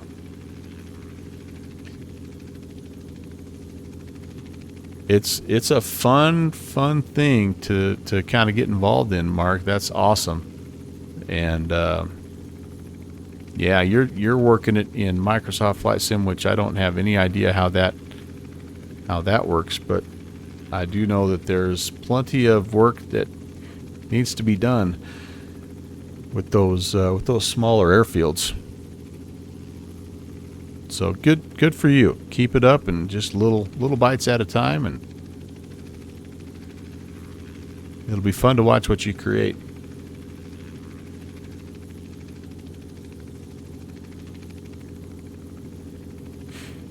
All right, down we go. Again, now at this point in time, I am just waiting for my needle to center. I know I'm in the right valley. I recognize this. And so I just am kind of trying to figure out. I think I may have ended up a little bit further to the north than I thought, so it might take a minute. That's okay. It's allowed us to sort of descend a little bit here. Again, 1,150 feet is airport elevation. So if we can get to 2,100, I feel like we could fly a pattern if we need to. And again, if I don't hear anybody or see anybody, we'll just go straight in. We'll be a bad VFR pilot. All right, there's about 2,100.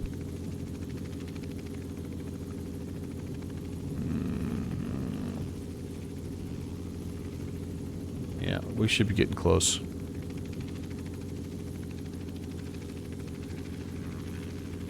Speed's good.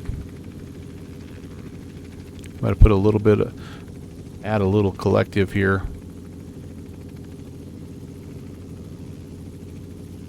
Get down on the ground. I'm going to take just a quick break when we get down on the ground here before we make our next leg to Tucker Guthrie.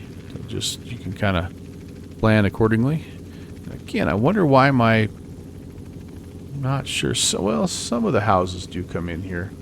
It's interesting where they'll put some houses and not put others right next to them. But all right, that needle is getting close. Again, we're a long way away, so that needle's not. I mean, I know roughly where I'm supposed to be, but I gotta just kind of pay attention here visually. Kind of almost think I see something right up here.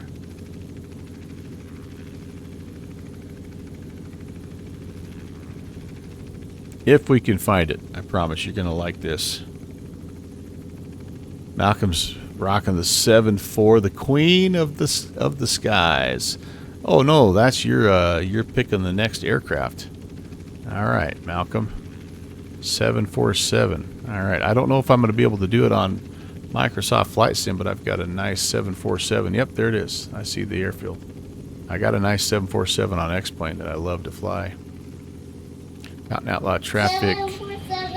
Helicopter 816 is inbound the ramp, heading west. Mountain Outlaw. SSG, it's the Felix. The one that I have is the Felix. Alright, so... Oh, actually, hold on, guys. There's multiple spots here. I forgot. We're over the airstrip right now, and then there's another Yeah, another airstrip up here. We've got all kinds of places we can land. I should have set it down a little bit sooner. Alright, let's pedal turn here. We're living dangerously now. Oh, VRS, VRS, anyone? VRS, anyone? Almost, almost. I guess we're gonna land right here. Okay. I was trying to pedal turn so we could come back in and land by the... technically, I think I've missed the runway. We're gonna land over here. Take a look at that, but that's okay. We're gonna call it good right here. Let me throttle down, and let's just make sure that we're not gonna go anywhere. Okay. Sweet. Replay. I'm worried about the X-Plane replay, man. The last 3 times I've tried to do it, it's crashed my sim. So, Brett has both the supercritical simulations. Yeah, I like what SSG has tried to do, right? Make a more modern version. But, man, that Felix is so nice. Yeah. Same thing for you last night. All right. Hey, guys, if you don't mind, give me just 2 minutes. I need to stretch. I need to use the little helicopter pilot's room. And then we'll come back. We'll plan our trip up to Tucker Guthrie. All right. Talk to you guys in just a second.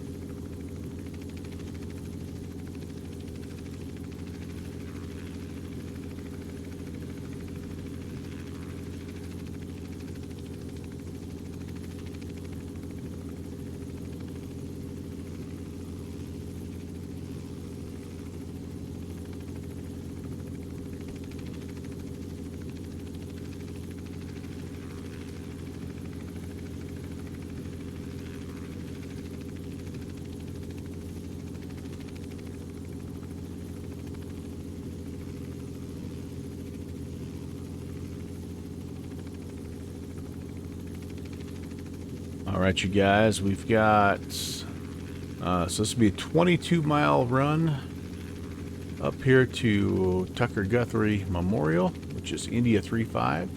We'll make a stop there. This is a paved field, and from what I remember, another one that's sort of in a little bit of a valley. Yeah, you got the Cumberland River here that we're looking for, which will be fun. So we'll zip out of here. We'll cross this Powell River, the double divided highway here. Looks like we maybe have a little railroad as well. At the town of Harland. Yeah, this one shouldn't be too bad to find. Just basically look for that Cumberland River, right? And then we'll turn ahead for home, 82 miles back to Elk River, and that'll be a stream. So.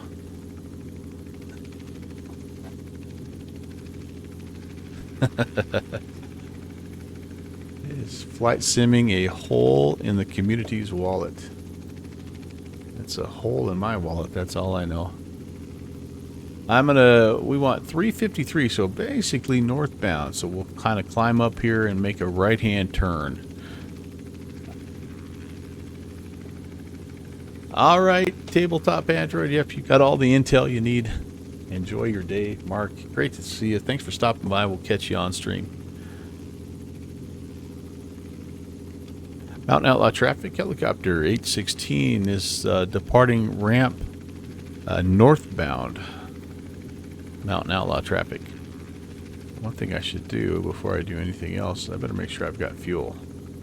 I have been known to run this thing out of fuel. Like, all the time. How am I doing? Oh, good lord.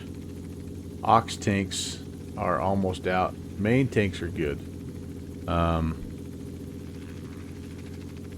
don't remember how to change it from...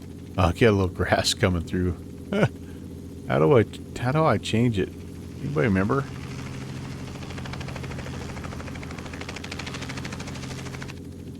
I don't remember how to change it from regular tanks to ox tanks. I don't remember. Well, we run out of fuel. I guess we will practice our auto rotation. I thought there was, but for the life of me, I don't remember. Oh, I haven't had my strobe lights on either. Wow. Lucky. Okay, what do we have here? Extra lean, prime, nope. There's only fuel on and fuel off down at the bottom. Haven't needed pitot heat. Cyclic friction, no. Carb heat, haven't needed that yet. These are just all the fuses, which aren't modeled.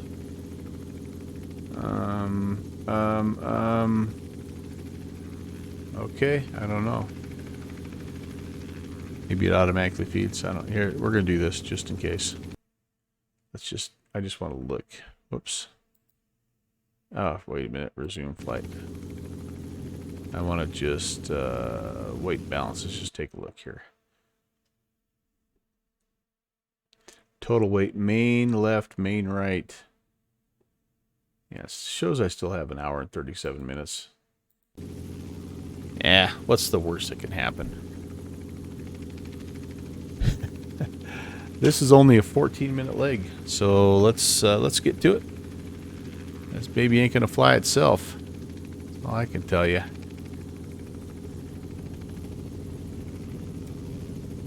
Lifting free, maybe.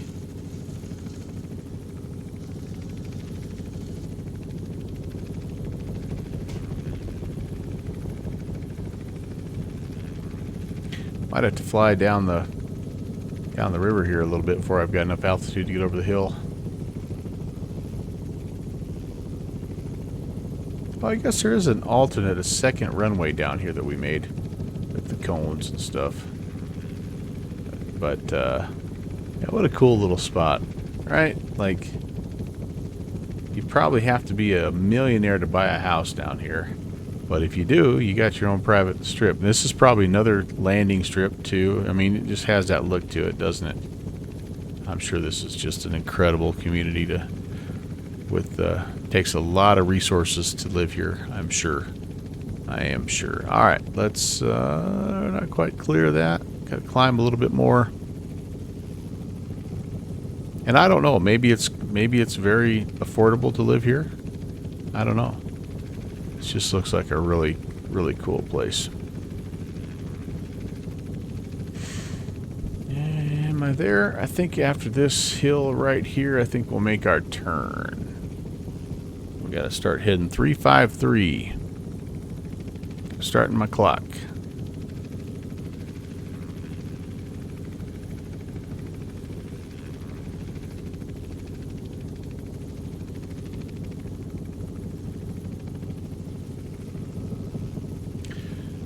We're going to pass just to the west of Lee County as well, so we can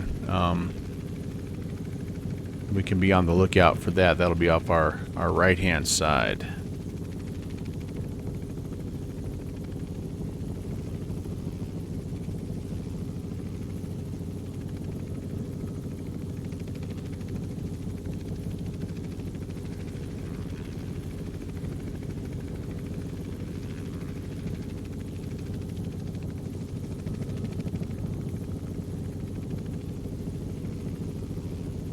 We have a little bit of terrain here to climb over, some 3,000 footers, and so I'm going to keep the climb going here. Still, it's technically still westbound, so I'm sure 4,500 would be appreciated. Yeah, I've got a 3,800 foot peak right outside of Tucker Guthrie, so we're going to take it all the way up to 45.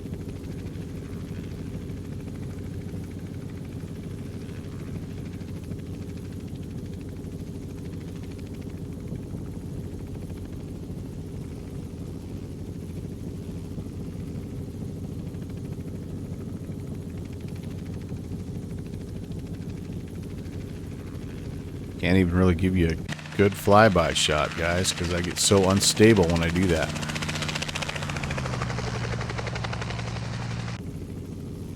That wasn't too bad, actually. Last time I did that, I basically spun out of control, and yeah, I was toast.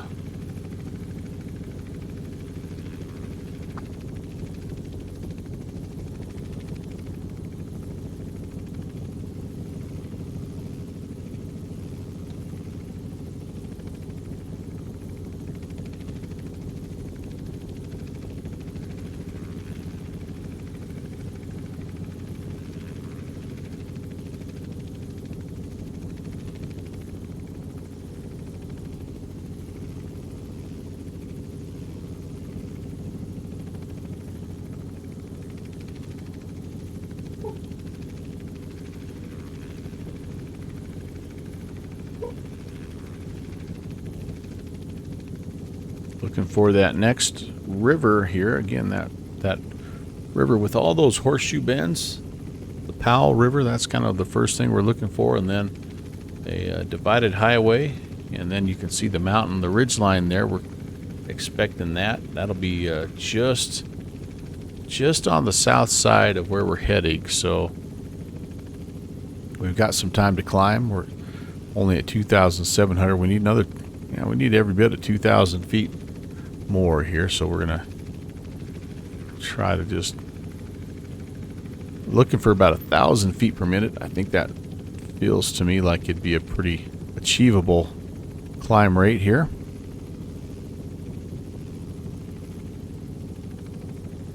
There's our river with all the horseshoe bends.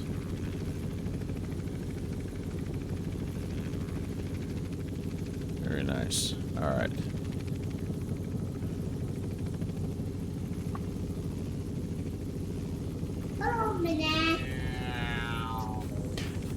Iowa Scotsman checking in. Ron, hello. Welcome to North Carolina. Actually, I don't know if we're still in North Carolina or not.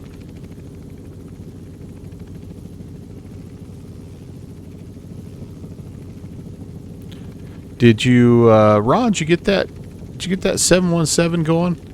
I was watching you messing around with that the other day. TFDI group makes some really nice add-ons. I was able to sit down at their booth also at Flight Sim Expo, and they're working on a Mad Dog, an MD-11 for actually that's not the Mad Dog, but an MD-11 I should say, for Microsoft Flight Sim, and it looks kind of nice. They've always been a group I had my eye on when I was in P3D, but I just couldn't afford to pull the trigger on that. It works fine for you. Good. I'm glad to hear that. I know that many of the people that have updated to version 6 are really curious as to which of their add-ons is going to move over and play nicely. So that's good. It's always nice when one of them does what it's supposed to do. Okay, there's 4,000. I think if you get to 4,500, I'd be happy. We'll be clear of everything. And I've not seen that 2-lane highway quite yet. Should be just at the base of these mountains.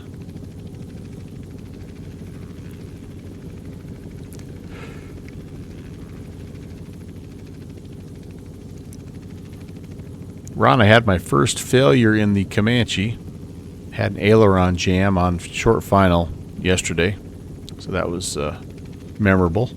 Managed to put it down in the grass right next to the runway, so it didn't do any damage, but had to fix the aileron. That was kind of fun. One thing I'm noticing too in the difference between the used and the new Comanche is if you buy one of the ones with some hours on it, like the livery is a little different. Like it's a little scratched up, a little more, you know, and the glass in front of the lights are a little scratched up, and I thought, oh, that's a really nice touch. Really nice touch.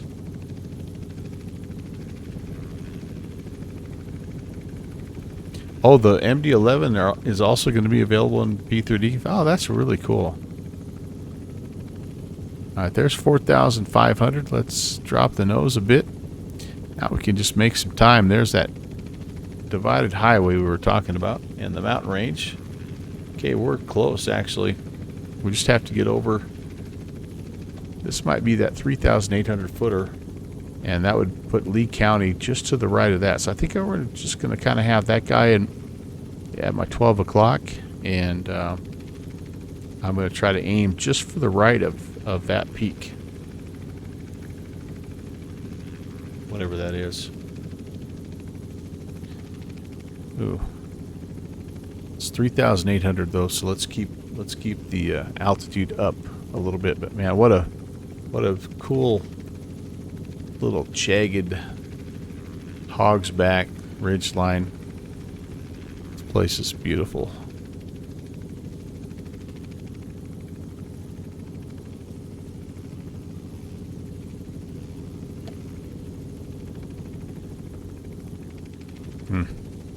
Very nice. Even with my ortho discrepancy, you can see the dark and the light. Yeah, it's just a little different photograph taken, different time of year.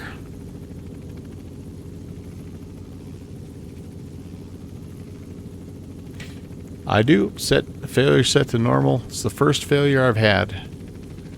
I take that back. I think I had a breaker pop early on, but that was fun, Mark. That was fun. You found the Comanche issues you were having were related to switches bound to the Bravo. Yeah. I've tried to, for the most part, because of that, I've tried to minimize, you know. I feel like I'm underutilizing my Bravo and Alpha because there's so many buttons on that, but it does conflict so dang many times, and so there's not very many planes where like I actually have the mag switch that is tied to my Bravo and all that, just partly because of that, and partly because like I feel like if you bind the light switch and the, you know, the mags and all that, if you bind every aircraft the same way, then like you take away a little bit of the uniqueness of the airplane, right? Because every airplane has those switches in slightly different locations, and so it's kind of fun to move around the virtual cockpit and try to turn on the, you know, the alternator and the pitot heat. Whereas if it's bound on your Alpha and your Bravo, it feels like every aircraft feels the same to me. Might look a little different, but it just feels the same because you're physically reaching to the same spot every time to turn on the lights or whatever. But some people though have that configured, and it's really handy as well. So I get that also. Oh, a little rain. That's not good. We don't want that. We're not designed to fly in the rain.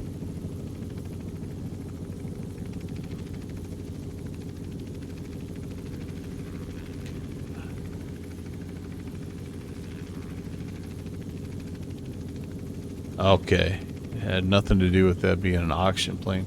I've got a used one I'm trying to ferry home. I'm ferrying it kind of across country right now just to learn how it wears and the wear and tear is. Oh, sorry guys. Of that used versus new plane, and I'm trying to not push it too hard, you know, kind of keeping the RPMs down and all that good stuff, but I'm interested to see, because it's going to be a couple thousand miles for me to get this all the way back to where I want to take it.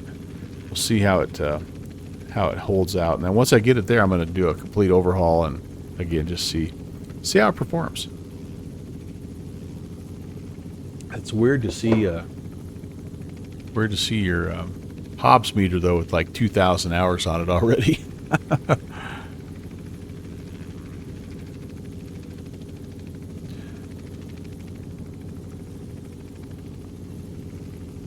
All right, over the top here, guys. I think we're getting pretty close. I think this is our valley. And so I try to locate the airfield. Man, we're getting bounced around, aren't we? Holy cow. Whoa.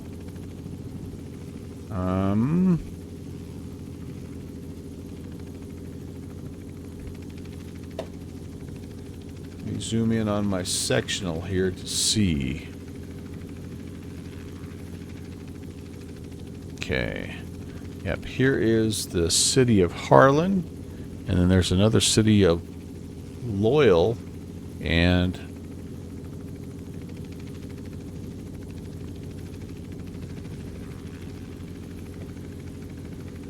airfield is just going to kind of be in here somewhere.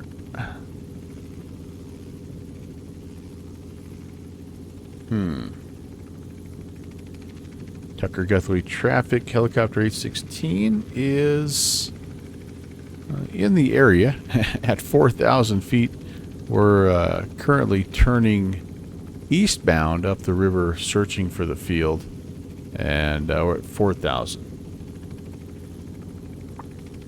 Yeah, I'm going to go this way a little bit. I think I see where this... I'm looking for where the road crosses the river. There's a pretty distinctive little bridge, I think, if I remember right. I got to get myself to 1,500 feet as well, so I've got plenty of altitude to lose. Okay, do I see this? Yes, I do. All right, there's the bridge. Okay, so we're currently we are now east of the field. We can turn inbound, and I do have an ATIS here. What's it saying? Winds 230 at 3. So yeah, landing westbound, southwestbound is the way to go.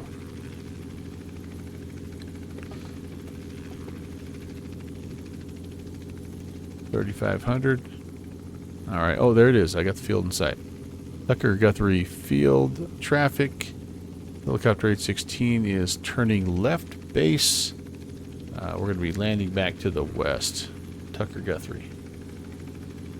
Runway 2.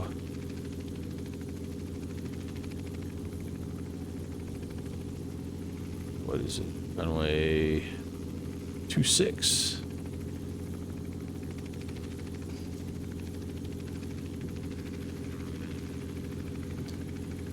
Whoa.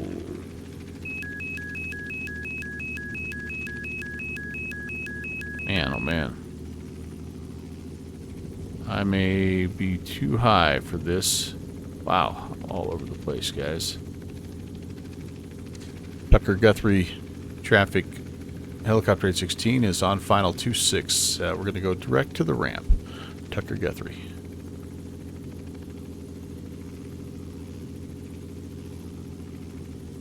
I'm sure that's not the proper radio call for that. I feel like I've just contradicted myself. But look at this little place. I mean, wow. Right? Right? So I've got the power setting kind of where I want it to be. But I think I started that descent. I turned in too early, I think. We'll see.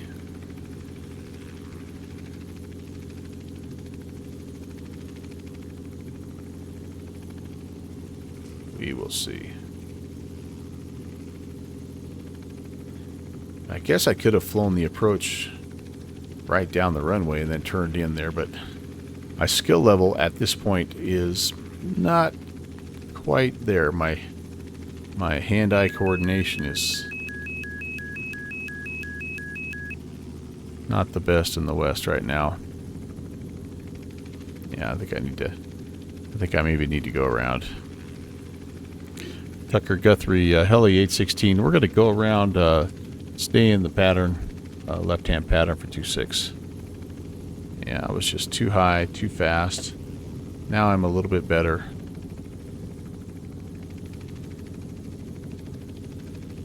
Yeah, we'll just take it back out. We'll just take it back out there. Try to do it right.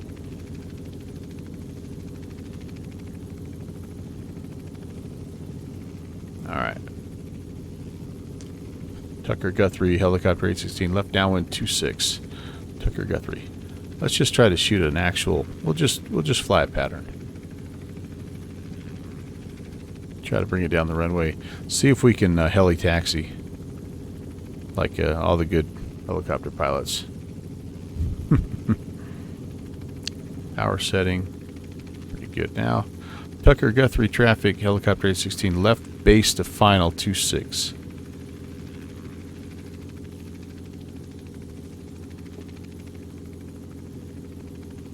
See how close we can get.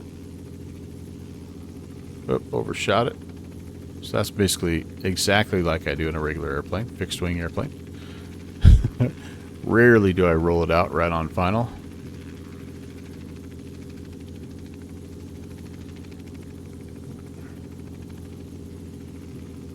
Yeah, wind out of the south. You kind of feel it just a little bit off our left. All right. See if we can be halfway steady here. Well, I bet you'd love being a fixed wing pilot behind me. Helicopter 816. I'm going to take 20 minutes to taxi 20 feet.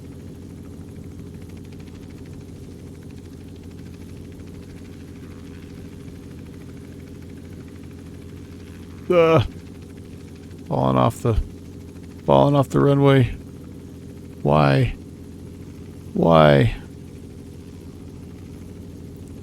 Tucker Guthrie traffic, helicopter 816 is clear of 26. Tucker Guthrie.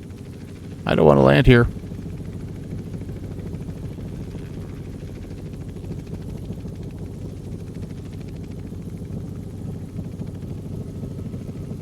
That looks like a nice spot to land. Let's see if we can land there.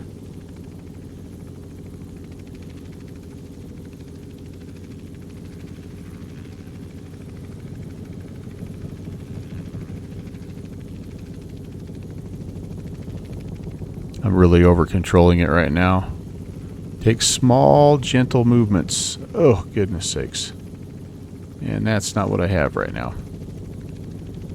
We're not going to give up.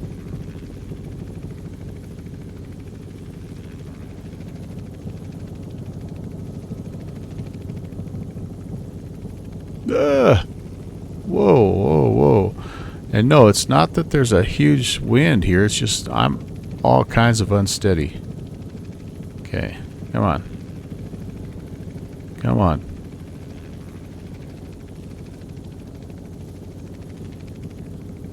Negative. My goodness, what is going on? Alright.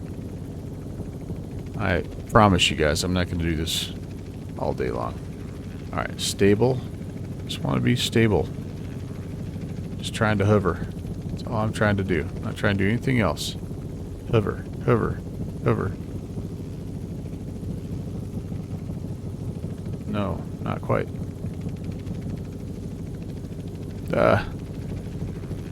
Dang it. Alright, maybe it is a little windier than I think. I can't hover. Whoa, wow. Okay. Yeah, alright. I'm not very good, but that's our windsock is definitely out a little more than 3 knots.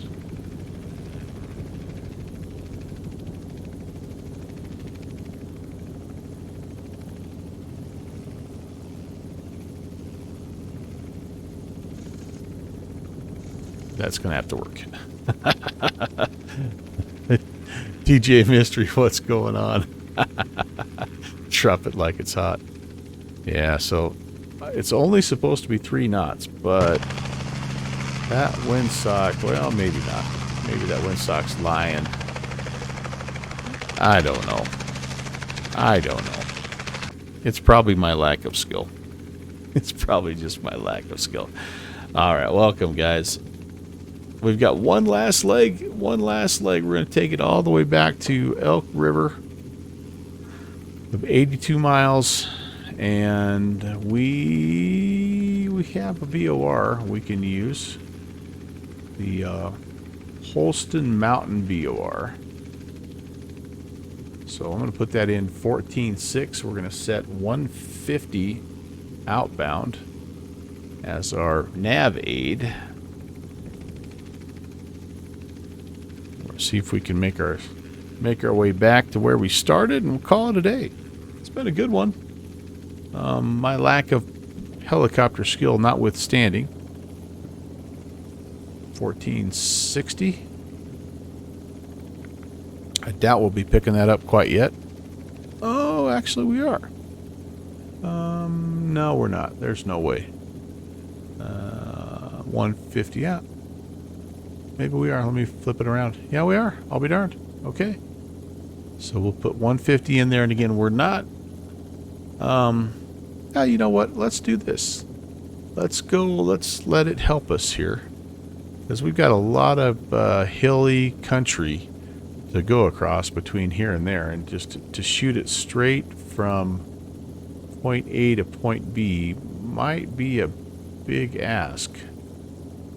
And to go all the way here, that's a lot of terrain. Plus, oh gosh, we've got this, got the Nashville. I didn't think about that. Got the Nashville airspace to contend with, and the Nashville airspace is everything from 10,000 feet to the surface. Ooh. Okay, so I'm taking that out. We'll keep it in for our, so that we know we're getting close to where we need to be, which was, what again, 150? 150, yeah, we'll keep it in for those purposes, but we need to actually, crap, we got to make sure we don't get into this little spot here. So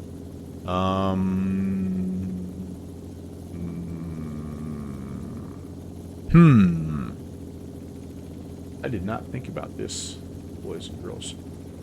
All right, this is gonna take some strategery, because I don't think there's any kind of a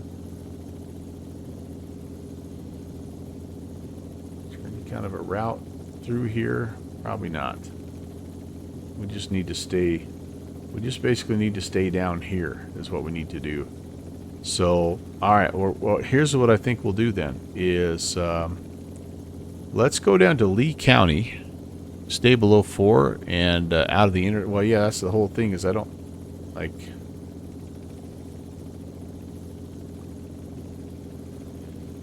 have any way of knowing though. Holston Mountain. That's all I have. Famous last words.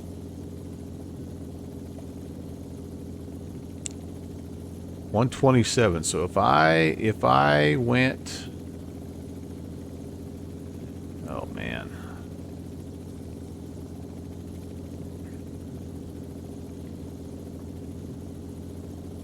this one has me a little befuddled. But I don't know. There's no NDB or there's no ADF in this thing. I was thinking about that, but I don't unless again I'm not seeing the ADF. I don't know how to do that. All I have nav radio wise is this baby.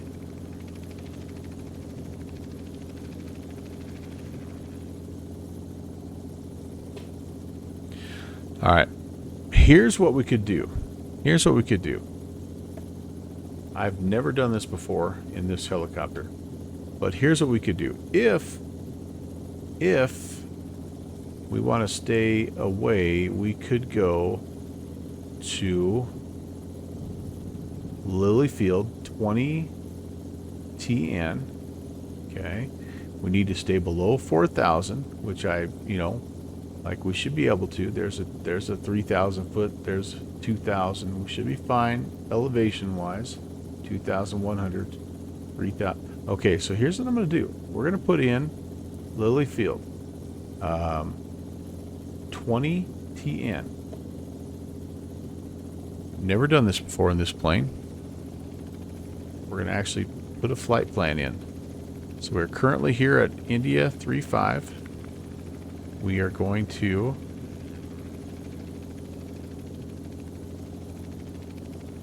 I have no idea how well this works.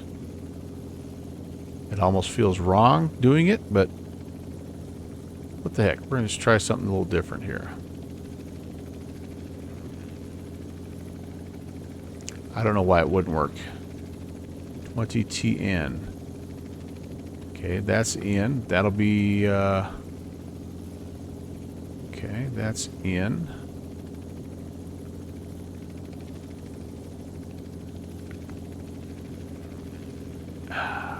Goodness. Enter, enter, enter. How do I,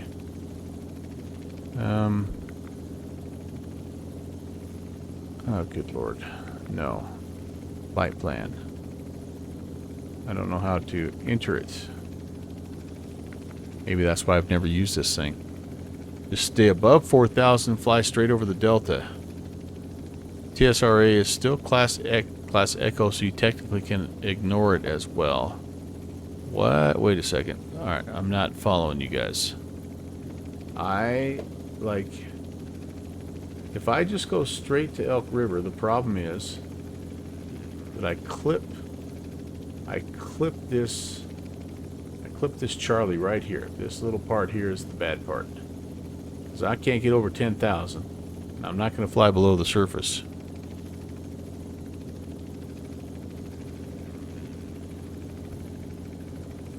This isn't a Charlie? Oh, it's a TRSA. Ah.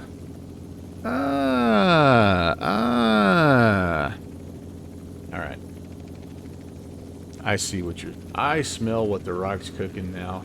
Okay, we're going to put Elk River in NC06.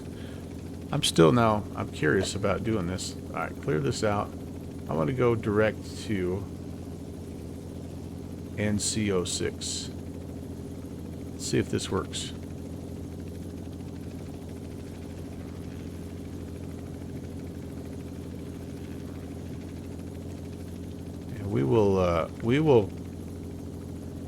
We will talk to people along the way.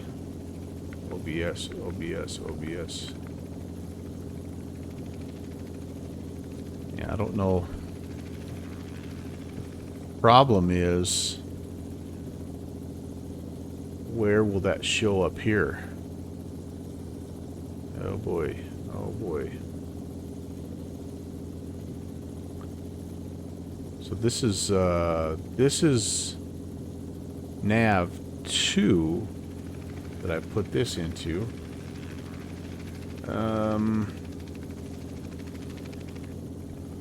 Oops, sorry guys.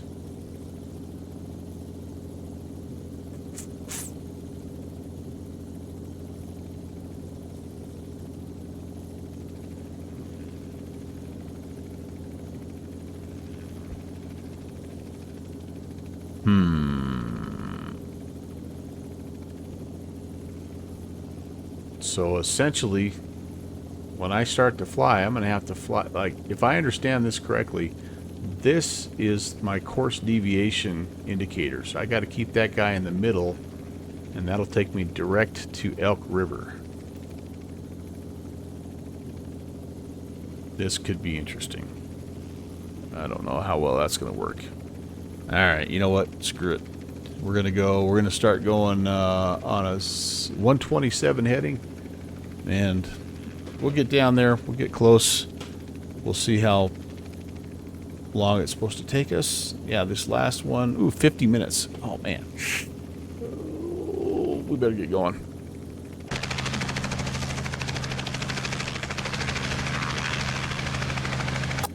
Tucker Guthrie traffic. Helicopter 816 is be departing the area to the southeast from the ramp. Tucker Guthrie.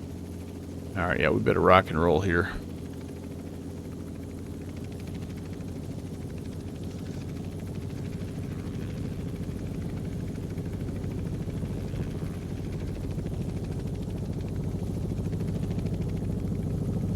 a little forward mojo going here. Got 3 traffic, helicopter 114 VSKYLABS, also depart. Hey, Whiskey Papa. All right.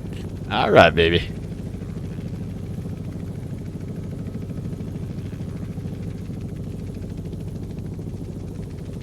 Away we go. 128. Let's get the timer going here. 58-ish minutes.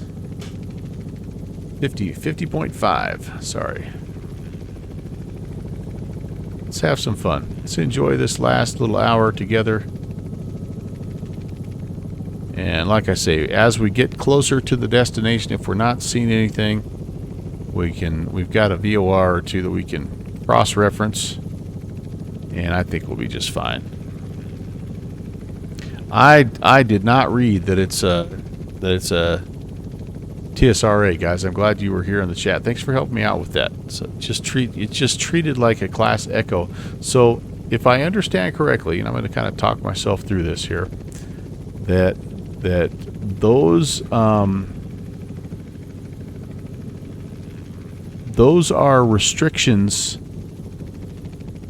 but I'm able to, as long as I make contact. It's a towered field, so as long as I make contact with the tower and just request transition through there, I should be fine, essentially regardless of altitude, as long as I'm not going to be in the way of the traffic. Is that how that works?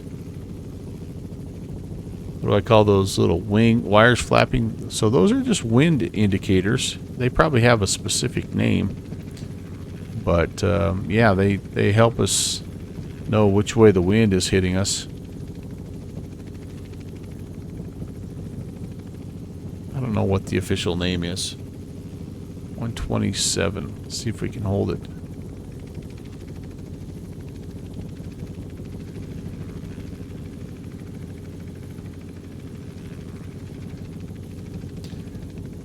Really, just fly right through it. Okay. Just need to be talking to people. Don't even need Mo Charlie in real life. I'll be darned it. Yeah, yeah. And again, DJ, I'm sure they have a specific name, but like you see those in gliders also, just to kind of give you a little bit of awareness of the wind around you.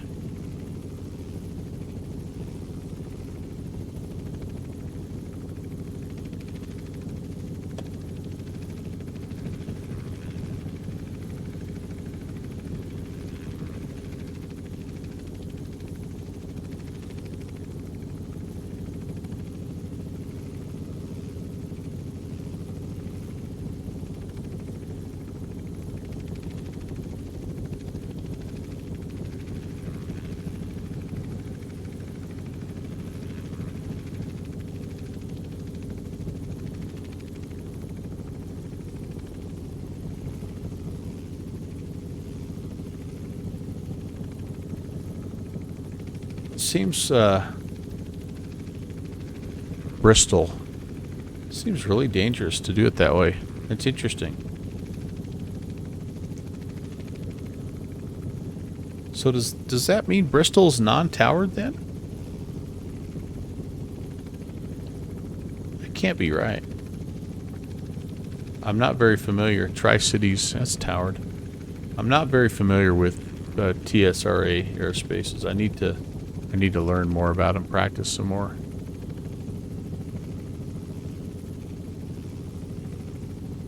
It's a delta, so it should be towered.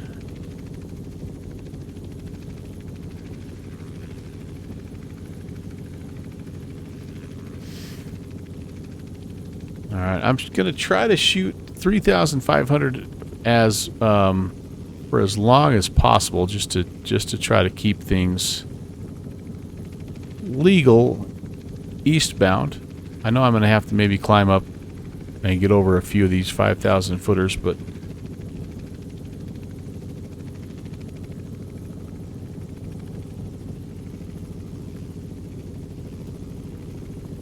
if we go at 3.5, then we can really enjoy the North Carolina mountains here, the Blue Ridge Mountains. Ooh, I didn't check my fuel. God, I hope I have enough fuel to get back.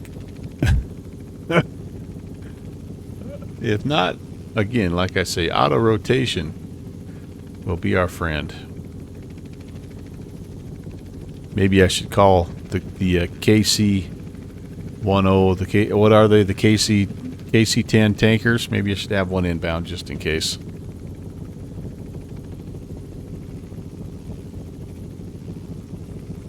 We should have a tailwind too, so that should help us, right? Theoretically.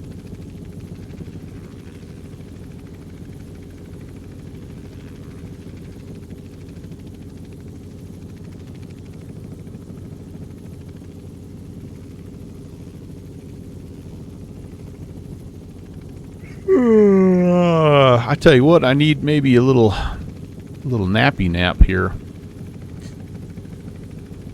I usually have very few goals over the summer, but one of them is to completely destroy my sleep schedule.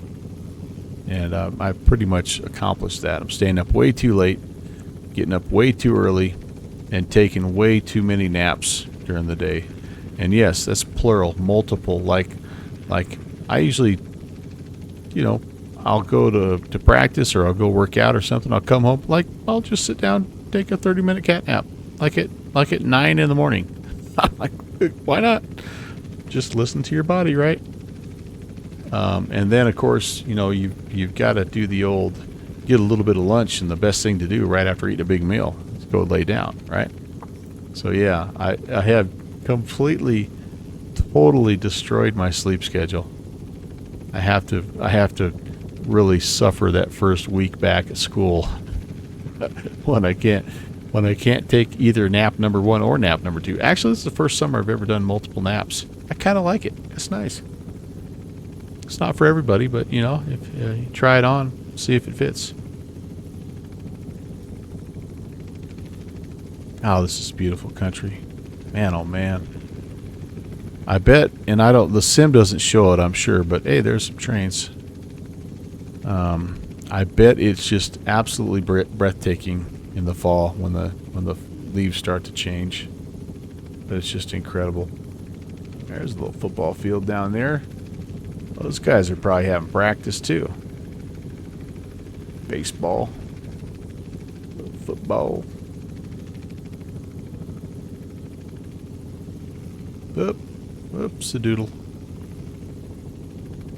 Fixie, what are you flying, by the way, if you can type? I know if you can't, you can just say it over the comms.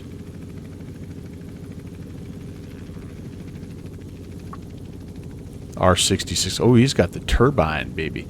He'll be blowing our doors off. That sucker.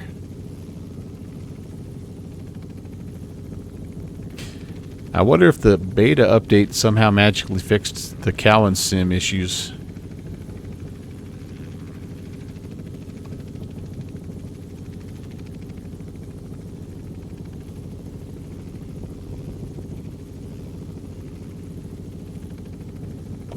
For me right now in X-Plane, unfortunately, this helicopter and the Bell 412 are the only two that are that are working for me right now. Both of my Cowan Sim helis, I've got the H125 and the Aerowolf. They're both a little glitchy at the moment. And Brett made Cowan Sim mad, so he's not updating anything for X-Plane 12. Brett called him a big poo-poo head the other day in his Discord forums, and so Cowan was like, well, then I'm not going to do it.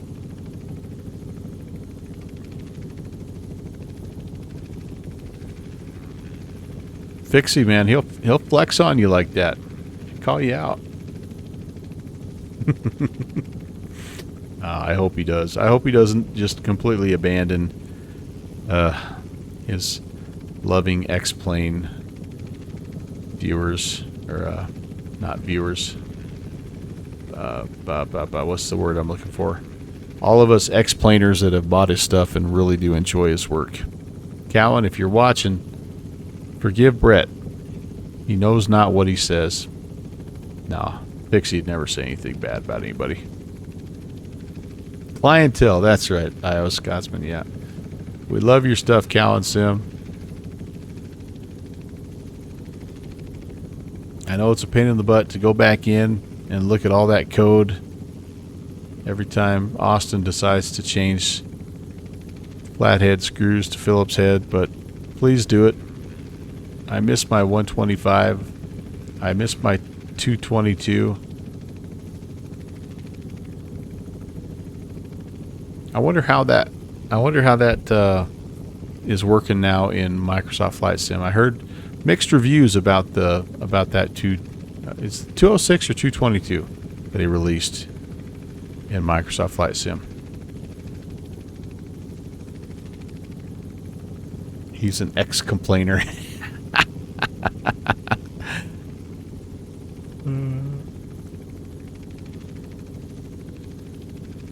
Watching this reminds how much you hate. Oh, how much you dislike helis. Oh man, yeah. This would be. I'm sorry, guys, if this is wobbly and yeah, giving you vertigo. I do apologize for that. We're getting bounced a little bit, and then every time I look off screen, I get a little bit crazy too. So it is windy out here. Okay. Inasuk, hello. Well, okay, so here's the latest from what I've heard and read is that no, he's not ever said that he's not going to update the X-Plane versions, but he has made a couple of comments that he's sick and tired of X-Plane ex-complainers, and he kind of got a little burned out, and it was felt like he wasn't really, like, all of the work he's done to this point really wasn't being appreciated in X-Plane, and everybody in X-Plane's mad that he made something for Microsoft Flight Sim, and so he's like, you know, I'm not gonna hurry and rush and update the X-Plane stuff because of all the haters. So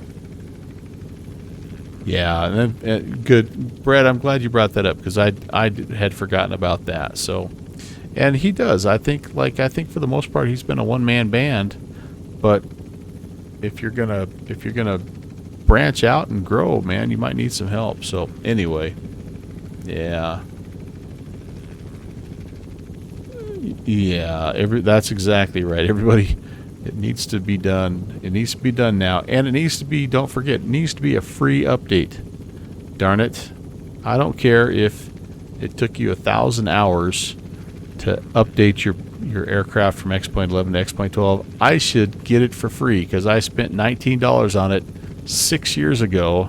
I should get this next one for free. God, we're bad about that, aren't we? I'm as guilty as the next guy when it comes to that.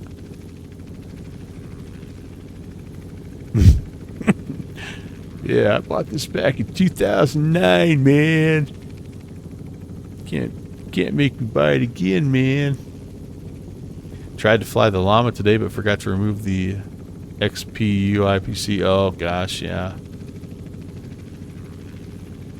Yeah. I still haven't got that Llama. It looks really cool. I tell you, the one helicopter that for some reason, well, I know why. It's Jeffrey Becker's fault. And I'll come all the way around to Jeffrey about how this is your fault. So stay with me for this whole story. We've got I've got 40 more minutes to kill. So we did a Virtual USA Flying Club air show the other day, and it went really, really well. And that's not how it's Jeffrey's fault, but Jeffrey made a comment at some point about how it would be cool to have a helicopter as a part of the show. And so I started looking around at helicopters, and that was the innocent comment, and that's why it's Jeffrey's fault. He didn't consider the weight of his words. But the helicopter that I came across and keep coming across is that Chinook. That big old Chinook, that twin-bladed heli. I'm like, that would be a cool air show helicopter right there. So anyway, I've been looking at that sucker and looking, and it was not on the July 4th sale, luckily, or I probably would have bought the darn thing. But like apparently they've done quite a bit of work to it, and it's X-Plane 12 compatible now, and it just looks really cool. It's made by X Trident, who are the same developers that have the Bell 412, which is one of the two that are working in X-Plane 12. But yeah, and it looks. I'm a patient user. Sometimes things move a bit slow, but overall you like the progress. Yeah, I've been trying to journal a little bit about just that, like all of the X-Plane 11 add-ons that I have that have slowly migrated to X-Plane 12. And it kind of comes in fits and starts, right? Like 2 months ago, from May to June, like 6 airplanes that I had purchased that suddenly became available, and 5 of the 6 were free updates. And then from June to July, there was nothing. There was zip. It was a desert oasis out there. So it's kind of funny. Now, in the meantime, there were some cool airplanes that came out between June and July, but it's been fun to go back on a on a monthly basis and just look at like my list of, like my top 3 that I want or hope get updated, and see which of those do. And sometimes a few do, and sometimes they don't. Sometimes it's like my, number 10 on the list that gets updated, but I don't know. They've done a good job. They really have. It's, in all fairness to the developers, they've, for the most part, they've brought over their plane to X-Plane 12. It's worked well, and they haven't charged for it. So, like, I don't know how much more you can ask for. All right, we're getting to this river, and Tri-Cities is just across the way. Now, do we have any ATC? I better check. No, we do not. So we'll just make a courtesy call. I'm going to mention that I know Jeffrey Beckers, and that'll allow us to transition this area. I think we're a ways out yet, but how am I doing on my... see, this is the thing. I can't even look at my course. Oh, that CDI is not doing anything. So I have no idea then how to do a direct to here. I have no idea how to use that GNS 430 to do a direct to. Is it possibly showing here? I don't think so. I think this is... No, this is still tracking a VOR. I have no idea where that shows.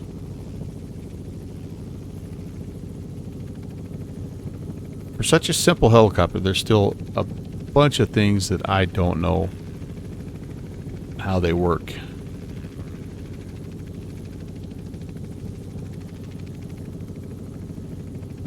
Well, Jeffrey, full disclosure, it may not have been you that said that. It might have been somebody else that said that. But in my brain, I attached that to you as the spokesperson, as the master of ceremonies. I'm like, and it was a genius idea, so I'm like, that had to be Jeffrey. And I ain't thinking about something that smart. So I may be blaming you for something that you didn't do, but that's society, and it's okay for me to do that because it affects you and not me. So sorry, bro. Love you.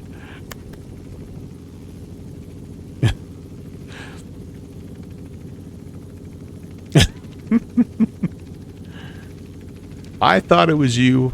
Somebody made the comment. I thought it was really good. It was a good idea, and because I felt kind of bad.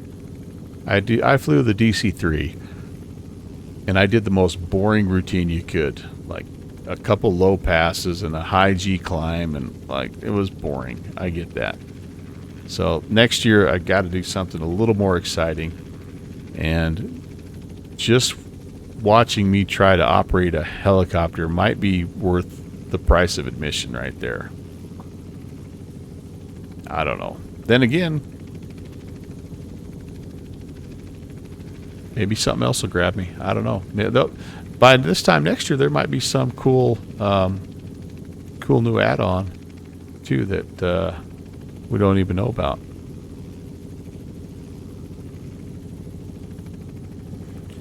I'd love to be able to do. I'm not a big aerobatics guy, but I thought those guys that did a few of those rolls and spins and hammerhead turns and that kind of stuff, that looked really good. Even in VAT Sim, that looked really cool. So kind of fun to do something like that maybe. Well, and like in real life for sure, like I would be going crazy if I saw that, just listening to it and seeing it, that'd be awesome. But yeah, I don't know. I appreciate you guys are just saying that to make me feel good, but it's just not approved for any aerobatic maneuvers. So straight and level, right hand turn, left hand, that's like all you can do in it. So I don't know.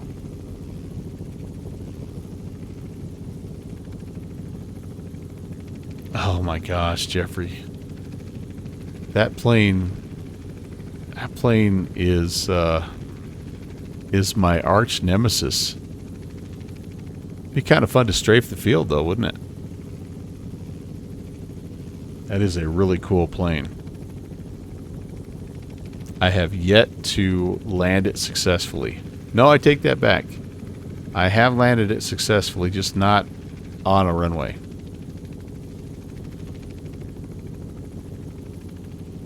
Okay, coming up on Tri-Cities here, I believe. Feel like I've got the airfield in sight. I think what I'm going to do here is I'm going to just try to, as I'm just looking at the sectional, I was hoping that I'd have a road, like okay, if I stay on this divided highway, I will stay outside this 1,000 to the surface deal, and I need to be below, oh, I'm too high. Ironically, I'm too high. I need to get down below 4,000.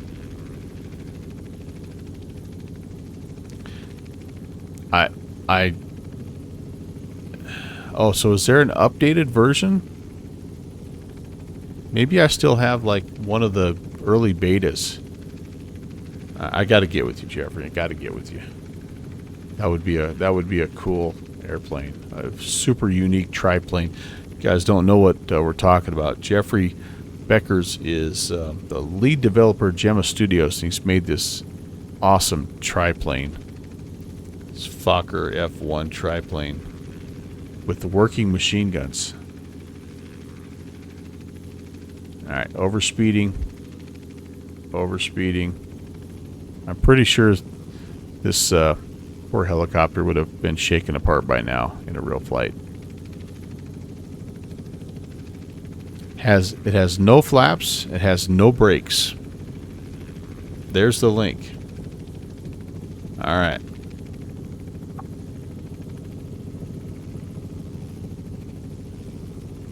Okay. So there's a difficult to manage, and there's a airshow replica that has tail wheel and differential brakes. That would be the good one to practice on, and then maybe you'd be ready to go. Gosh dang it, I'm over 4,000 again. Crap. Can I not hold an altitude in this thing? No. We all know the answer. Yeah, shoot. Right in the departure path. Gotta love it. Sorry, Tri-Cities. Don't mind me.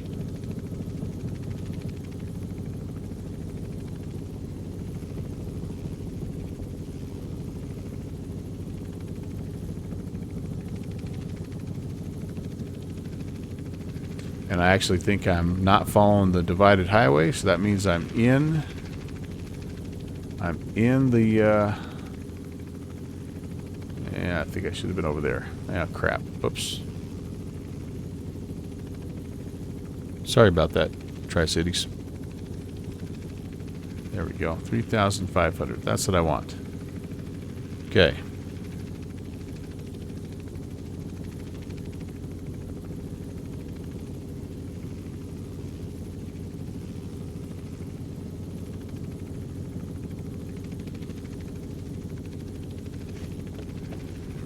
Well, the cool part about Bristol is that we're over halfway there.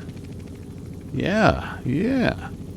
All right, so we should be flying over Johnson City airport, which is 0 Alpha 4. So we'll kind of try to keep our eyes peeled for that. And again, why do I need to get over 4,000? I don't. I don't know what's going on.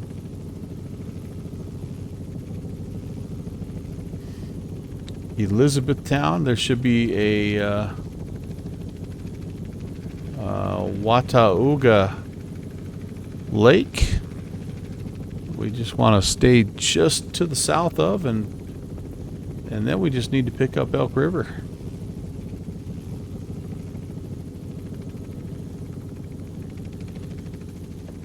Yeah, we're there. We're doing good. We're not there, but we're doing good. Let's get back on a 120 though. What do you say? What say you? And I'm at 4,500 again. Just exactly what I want to do. Maybe my helicopter wants to get up to 5.5. Hey, Agent Bresta, what's going on? Happy Thursday. Whirlybird time.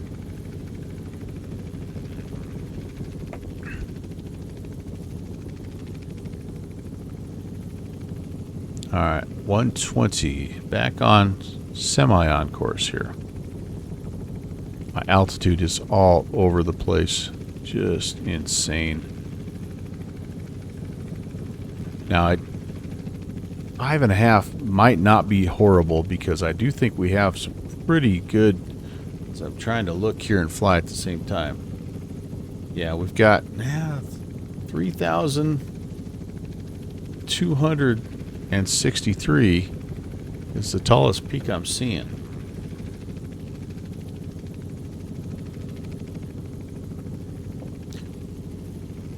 Hey, pure luck. Bonsoir, mon ami.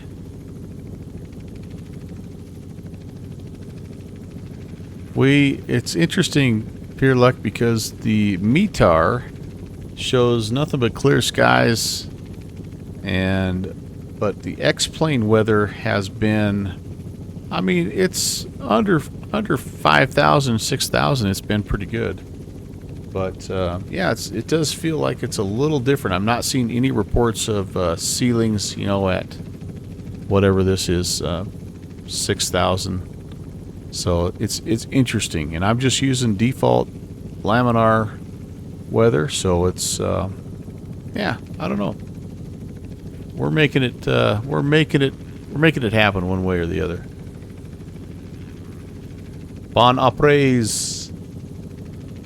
I can't see that far away. My screen's too small.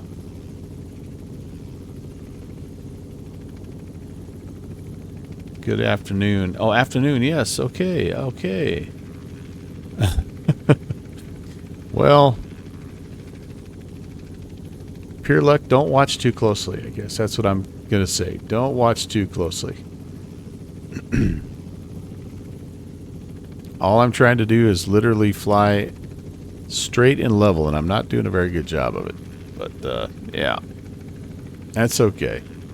Luckily for me, the scenery is distracting everyone because it's so beautiful out here. So, as long as I have beautiful scenery, people won't realize that I'm overspeeding the plane, or I'm not staying on my 120 heading, or I'm not staying at... I was supposed to be at 3,500, but the helicopter wants to go to 5,500, so hopefully they won't notice all that stuff. And we freeze. Uh-oh. Oh boy, that's bad. Oh boy, that was bad. Wow, what was that? Boy, those always get your heart rate going. Something loaded in.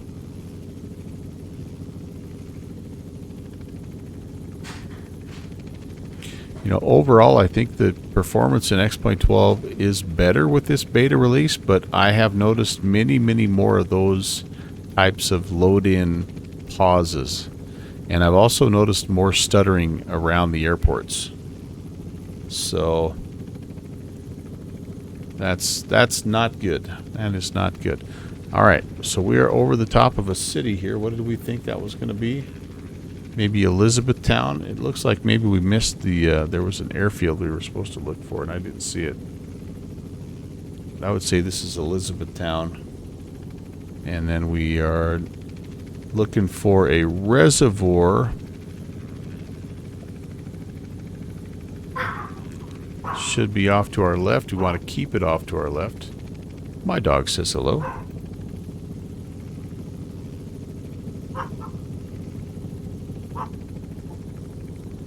And yeah, we're getting close, guys. We're 30 minutes in. It's supposed to be a 50-minute leg. Oh, I think I see the reservoir. Yeah, so we're in North Carolina. Yep, we just flew over Tri-Cities, if you know where that's at. But yeah, North Carolina. Heading to a field called Elk River. These are the Blue Ridge Mountains. Yep, quite a nice place.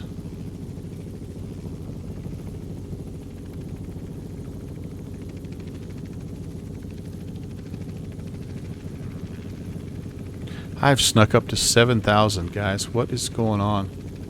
Poor Good Fixins, he's been following me. He's probably like, you know, it's like following that guy on the interstate that doesn't use cruise control. And you're like, resume, cancel, resume, cancel. Oh, very nice, Rob. That's awesome. I mentioned this early on, but it would be for sure a place that I would love to go visit. Yeah, very happy, Pure Luck, with the clouds. I really think, and the lighting is also really nice, early and late day lighting. So those are very good improvements that they've made. And again, like I say, at cruise, like the sim feels good, and in the few planes that I tested that are kind of the frame hungrier aircraft I have, I held steady like mid-30s, and even into, like, I flew Tuesdays in New York earlier this week, and I don't want to be this close to this reservoir, by the way. I need to turn. I'm a little bit too far to the north. Anyway, everything went really well as far as performance. Right up until short final, I got down close to LaGuardia, and man, I got the stutters, horrible stutters, and yeah, it really screwed up my approach, and I got a little squirrely on the runway, because you know how those stutters are, right? Like it moves for a second, and then stops for a second, and moves, and you're trying to put rudder input in, and it's not syncing up, and yeah, it got a little western, but. What mesh am I using? Just I think it's arc. I think it's, yeah, arc. This might be the Bing coveted 1/3 Ned, actually. Ned 1/3. Yeah, it was bad. Oh, DJ Mystery is confirming that the Blue Ridge Mountains are worth the travel, worth the visit.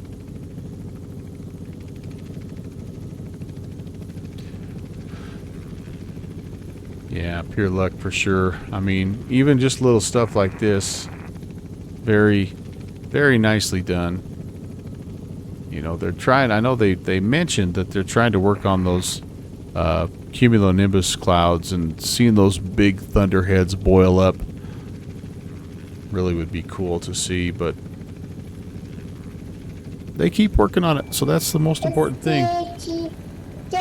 Hey, Steve.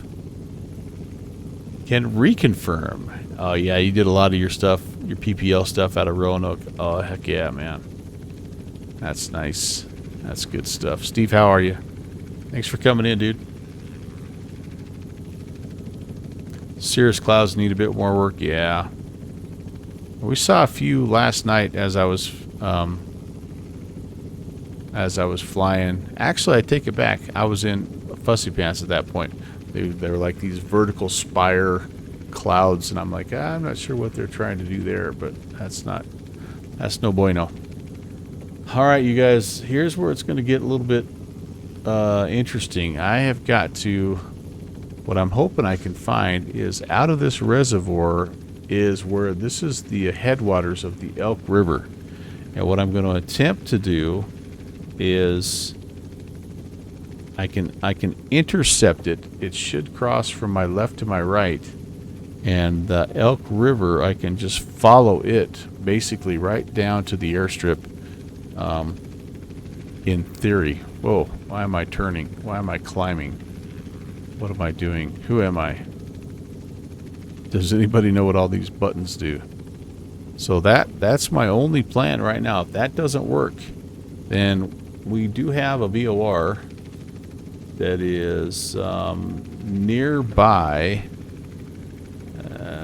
It is the Taylorsville VOR that we can tune in.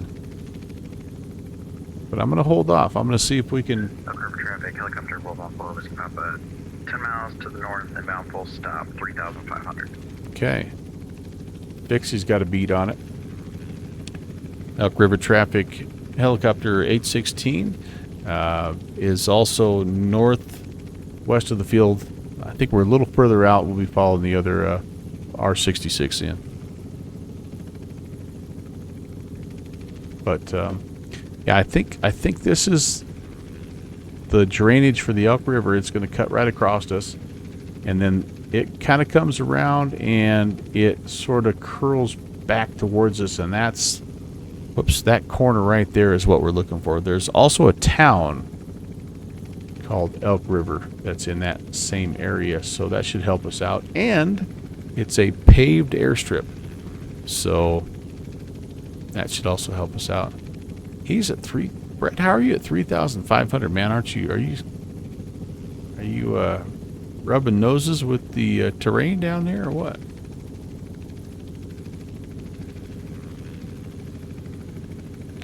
Need to look into VFR. Yeah. In the trees. Love it. So in the States, it's really pretty simple. The only thing you have to, like, I had a little bit of a lesson of a PSRA today, but yeah, like just understanding where the controlled airspace is and how to interact with that. I think that's really the biggest thing. But yeah, I mean, otherwise it's like driving a car, man. Your job is to not run into things. If you're flying eastbound, you want odd altitudes. Like right now I'm at 6,100. That's a horrible eastbound altitude. I should be at 5,500 or 3,500, so I'm not getting in the way of somebody. Of course, westbound, it's even altitudes. And then like where we're at, essentially, we're not in controlled airspace, so it's terrain avoidance, and it's avoiding other aircraft. Pretty much it. Gosh, I keep climbing. It is windier here in the sim than I think the real world is reporting, though, so I am going to partially refer to that. All right, there's our Elk River. Okay, yes, and it's going to... Okay, so it's going to dive around us. It's going to come back to greet us up here, and then we'll have the town and the airfield with any luck.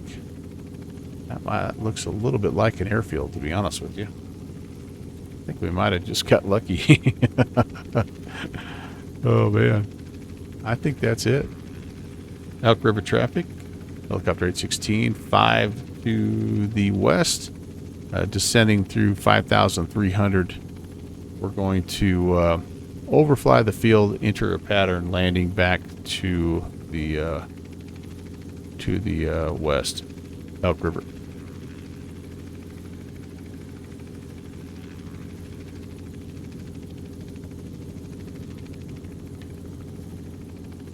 And Elk River helicopter 816 will actually be full stop direct to the ramp. We're going to remain south of the field as we get ourselves situated, configured for landing. I don't know where... Elk River traffic, helicopter 114 Whiskey Papa, 1.5 miles north of the field. We will go ahead and remain north of the field. but we are also going to make a ramp arrival, full stop on the ramp. Good Fixins is a smart man. He's cutting us a wide swath here. So the wind. There's my happy low RPM noise again. The wind is favoring. The wind is favoring an arrival back toward the west and the south. So that's what we're going to try to do here.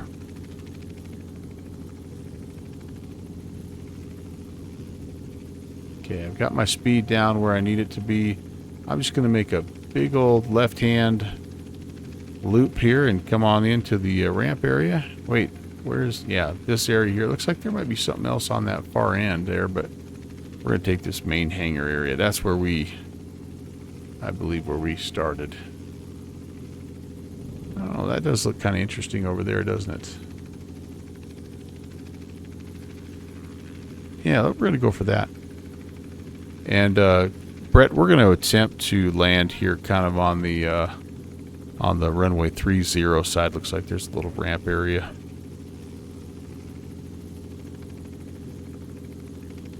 Be on this far east end. Yeah. Roger, Dodger.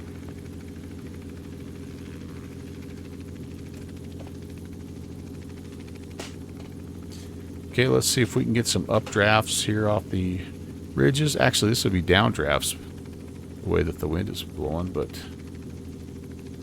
no, it'd be updrafts because the wind's coming at us, hitting the ridge and coming up.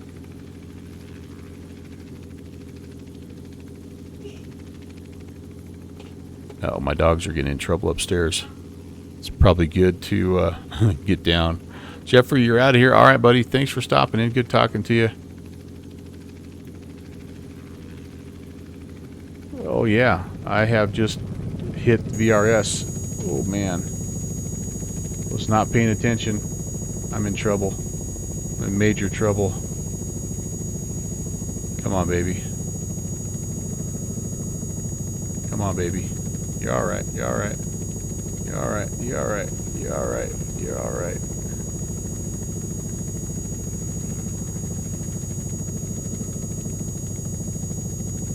No, I'm not. Yeah. Dang it. Okay. Perfect. Nailed it. Stop. Stop. Stop.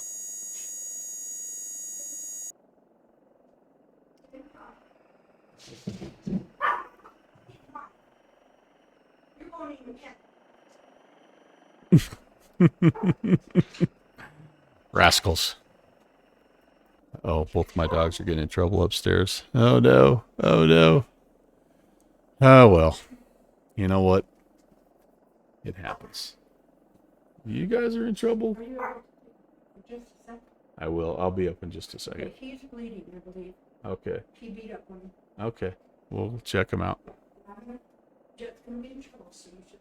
Okay. All right. Apparently we had some fisticuffs there. Thank you, Mike, for activating the SOS response. Appreciate that. Yeah, just have them roll the trucks there. I'm just north of the field. And, okay, it's the first thing I should have done already. Let's do a little fuel shut off. And then we want to kill the power as well here. So, like, fuel shut off. Turn that off. Yeah, we'll just turn everything. We'll just do a little shutdown here. Duct tape, that would be really good, Steve. Oh, so close, yet so far. All right, can I get up? What's going on here? Where am I? Who am I? Yeah, we were so close. Right there. We were going for that little spot. Then there's Brett. Brett's down there going, where you at, dude? Oh, my.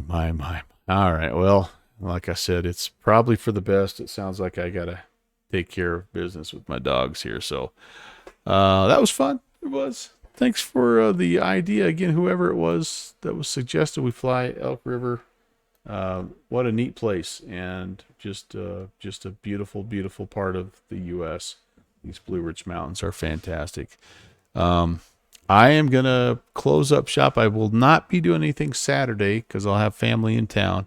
So my next stream is actually not going to be until let's see, when would it be? It would be Tuesday coming up. It'll be Tuesday, the 1st of August. I'm going to host an event for the Virtual USA Club around the Olympic Peninsula, and that'll be a little later. It'll be a 2 a.m. Zulu time, actually, technically on the 3rd, or sorry, Wednesday the 2nd. But we'll be out there flying around the Tillamook area. So hopefully you can join us for that, and even fly along with us if you're part of the Virtual USA Flying Club or have interest in that. That'd be something you could do on Tuesday. So yeah, that'll be it. I will let you know if there's any other kind of changes or any other modifications to the show schedule, or maybe even any bonus streams, things like that. Yeah, let's close up shop here. Thanks for watching my papa.